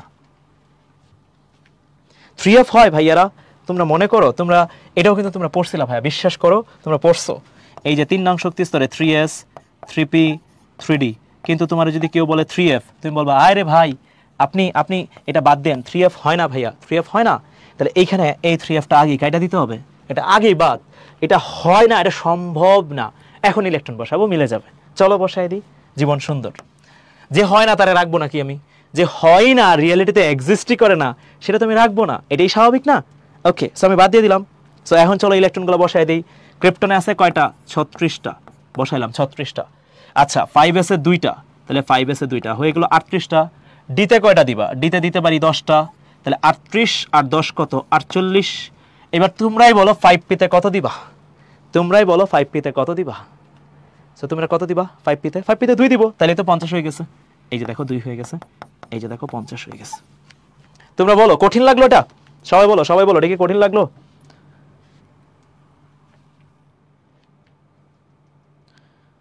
কঠিন কি লাগলো? অল ক্লিয়ার, অস্থির। সবার কি হইছে? সবার কি হইছে? এই যে দেখো আমরা এইভাবেই পড়বো, দেখবা এত স্ট্র্যাটেজিক ওয়েতে যাবো, তোমার জীবনটা সুন্দর হয়ে যাবে, বিশ্বাস করো। সো এটাই হচ্ছে কথাবার্তা। না ভাই সহজ, এই তো সাফাত বলছে সহজ। এই যে আমাদের সাথে ফেসবুকে যারা যারা আছে, থ্যাঙ্কস ভাই, অল ক্লিয়ার, ইব্রাহিম, মাহফুজুর রহমান 2 জানাইছে অস্থির, তারপর অনেকে আছে মাশাল্লাহ। ওকে, আমরা আরেকটু করি, তাহলে আরেকটু ভালো লাগবে। চলো আরেকটু করি, এক কাম করি, এটাই কপি করে রেখে দিই স্লাইডটা। হ্যাঁ, বারবার লেখা, এই যে প্রযুক্তির হেল্প নিই আমরা। হ্যাঁ চলো ভাই, এরপরে এগুলা কি ডিলিট করে দিবেন? না, ওইগুলো আছে, ওই স্লাইডটা আছে, এইটা ডিলিট করে দেবো, ঠিক আছে? এই লেখাগুলো তো আমাদের লাগবে, বারবার এটা লিখবো না, ঠিক আছে? এই যে দেখো প্রযুক্তির হেল্প, এই যে দেখো স্লাইড চলে আসছে, আগেরটা কিন্তু আছে, এই যে দেখো আগেরটা আছে। সো এবার চলো আরেকটা করি, জীবন সুন্দর, দেখছো? আহো, সো আমরা এখানে দিব আয়রন 26, এটাকে করব। তোমরা বলো ভেরা, তোমরা বলো, তোমরা বলো, তোমরাই বলো ভেরা, এখানে কোন মৌল নিবা? ইনার্ট গ্যাস কোনটা নিবা? ইনার্ট গ্যাস কোনটা নিবা? আর্গন। হ ভাই আর্গন, 100% আর্গন, আর্গন। তাহলে আর্গনের পর্যায় কত? এবার কিন্তু আমরা একটু ফাস্ট লিখতে পারবো। আর্গনের পর্যায় কত ভাইরা? আর্গনের পর্যায় হচ্ছে 3, তাহলে এন এর মান 3 + 1, তাহলে এটা হতে হবে 4, তাহলে এখানে লিখবো 4s, তারপর n - 2f, তাহলে 4 - 2f, তাহলে এটা হবে 2f, 4 - 1d, তাহলে এটা হবে 3d, তারপর হবে 4p। তোমরা একটু আমার জানাও এখানে কোনটার আগে কাইটা দিবা? তোমরা আগে বলো কোনটার আগে কাইটা দিবা? কোনটারে কাইটা দিবা? কোনটারে এখানে কাইটা দিবা? তুমি তোমার জীবনে জানো কিছু জিনিসপত্র হয় না, সেটারে কাইটা দিতে হয়, সেটা কে? কোনটারে কাইটা দিবা? 2f। অস্থির অস্থির অস্থির। এখন কাজ শেষ, চলো দিতে থাকি আস্তে আস্তে। দেখো আর্গনে অলরেডি 18টা দিছো, 18টা। এসে দিব 2টা, এসে দিছো 2টা, 18 আর 2 20। 3ডিতে কয়টা দিব? তোমরাই বলো 3ডিতে কয়টা দিবা? 3ডিতে কয়টা দিবা? 6টা, 6টা। শেষ, মিলে গেছে। 4p লাগে নাই, 4p লাগে নাই, সমস্যা কি? লাগে নাই, যেটা লাগে নাই প্যারা নাই তো, সব লাগতো, ব্যাপারটা তো এমন না। এখানে 4p লাগে নাই, তার মানে এই না যে বাকিগুলো লাগবে। ওই যে ওটা হয়ে গেছে, দেখো 36 হয়ে গেছে। সবাই কি ক্লিয়ার? সবাই কি ক্লিয়ার? সবাই একটু জানো, সবার কি ক্লিয়ার? তোমরা কি আমার ইলেকট্রন বিন্যাস করাটা বুঝছো না বুঝো নাই? এখন আমাকে একটু বলো সবাই। শুরু থেকে যে বলতেছিলা কঠিন লাগতেছে, এটা কি তোমাদের কাছে সহজ মনে হইলো কিনা? ইলেকট্রন বিন্যাসটা তোমাদের কাছে কি সহজ মনে হইলো না হইলো না? সারা জীবন মনে থাকবে না ইনশাআল্লাহ? সারা জীবন মনে থাকবে না? সারা জীবন? আলহামদুলিল্লাহ, আলহামদুলিল্লাহ। ওকে, অস্থির, ইনশাল্লাহ ইনশাল্লাহ। এবার দেখো আরেকটা মজার জিনিস দেখাই, আরেকটা লাইফ এক্স। এটা ইলেকট্রন বিন্যাসের নীতির সাথে কানেক্টেড না, বাট আরেকটা বেশ ভালো লাইফ এক্স, জানো? এখানেও বেশ মজার একটা লাইফ এক্স আছে। হিলিয়াম, নিয়ন, আর্গন। তোমরা এগুলোতে প্যারা খাও তো, দেখো লাইফটাকে সুন্দর করে দিই। Xenon, radon, oganesson. এটা মনে হয় অনেকে জানে, তাও একটু বলে দিই। এইখানে এটার পারমাণবিক সংখ্যা ছিল 2, এটা কত ছিল? 10, এটা কত ছিল? 18, এটা কত ছিল? এটা ছিল 36, এটা ছিল কত? 54, এটা ছিল 86, এটা ছিল হচ্ছে 118। এটা তোমরা জানো, এবং এখান থেকে বেশ মজার একটা কাহিনী আছে। তোমরা একটু খেয়াল করো ভাইরা, এখানে ব্যবধান কত? 8, এইখানে ব্যবধান কত 8, এইখানে ব্যবধান কত 18, এইখানে ডিফারেন্স কত জানো 18, এখানে ডিফারেন্স কত তোমরা জানো এখানে হচ্ছে 32, এইখানে ডিফারেন্স কত তোমরা জানো 32। তাহলে এর উপরে যদি ব্যবধান হিসাব করো, এই যে সেই ম্যাজিক নাম্বার আছে একটা, বেশ মজার একটা জিনিস, এটাকে আমরা বলি ইটস ম্যাজিক, এটাকে আমরা বলি ম্যাজিক নাম্বার। কেমনে ম্যাজিক নাম্বার হইলো? এই যে 2, 8, 8, 18, 18, 32, সরি, এরপরে হচ্ছে 32। এটা দিয়ে আসলে জীবন যুদ্ধে লাভ কি? দেখো একটা মজার জিনিস আছে, তোমার পারমাণবিক সংখ্যা কখনোই মুখস্থ করতে হবে না, তোমরা যদি বুঝো।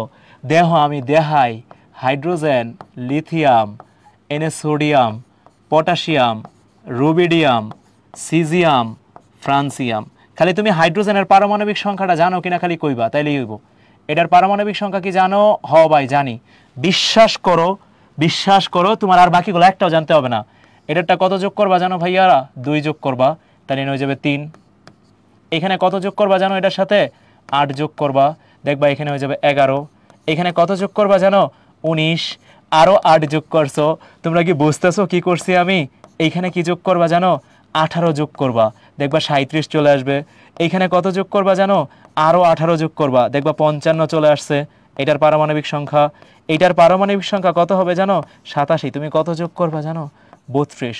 অর্থাৎ এই সিরিয়ালটা যদি তুমি ফলো করতে পারো, একটা গ্রুপের পারমাণবিক সংখ্যা কখনোই কখনোই মুখস্থ করতে হয় না। সবাই কি বুঝছো? আমি তো বললাম এটা অনেকে জানে আর কি। আচ্ছা, সবার কি ক্লিয়ার? সবার কি ক্লিয়ার? আলহামদুলিল্লাহ। ওকে, সো আমি আমার সাইড থেকে চেষ্টা করছি তোমাদের সাথে জিনিসগুলোকে যতটা ইন্টারেক্টিভ ওয়েতে এবং স্ট্র্যাটেজিক ওয়েতে তোমাদের সামনে বলা যায়। এবং আমরা পুরো সময়ই দেখবা যখন এই যে ক্লাসগুলো নিব ফার্স্ট ইয়ারের, একদম প্রত্যেকটা জায়গায় দেখবা এমনভাবে পড়াবো তোমাকে academic two admission, that means আমি যদি বলতে চাই বেসিক টু অ্যাডভান্স, তোমাকে সবই পড়ানো হবে।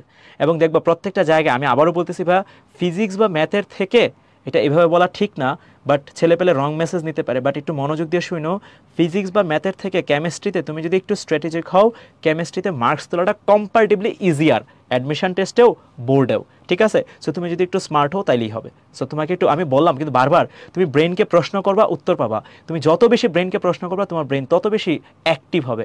আমাদের ব্রেন কিন্তু হচ্ছে একটু মানে অলস প্রকৃতির আর কি। সো প্রশ্ন করতে হবে, সেখান থেকে উত্তর নিয়ে আসতে হবে। আশা করি সবাই আমার বুঝছো কথাবার্তাগুলা, ঠিক আছে? ওকে, সো এই হচ্ছে মোটামুটি কথাবার্তা। এটা হচ্ছে আমাদের সাথে যুক্ত হওয়ার উপায়। তোমরা অনেকভাবে আমাদের সাথে যুক্ত হতে পারবা। আশা করি সবাই সব কিছু বুঝছো। সবাই ভাই আমার কথাবার্তাগুলো আশা করি বুঝছো। সো এই তো, বিশ্বাস রেখো বুকের ভেতর, প্রত্যয় অনুভবে, স্বপ্ন জয়ের যুদ্ধে এবার সফল তুমিই হবে। সো এটা ছিল আমাদের হচ্ছে থিম লাইন। অ্যান্ড আমি সবসময় চিন্তা করি, লাইফ যদি তোমার সুন্দর হয়, তোমার বিশ্বাস যদি থাকে, জীবন আসলেই সুন্দর হবে এবং তুমি স্বপ্ন জয় আসলেই জয়ী হবা, ঠিক আছে? সো সবার জন্য অনেক অনেক শুভকামনা। সবাই সুস্থ থাকো, সুন্দর থাকো, ভালো থাকো।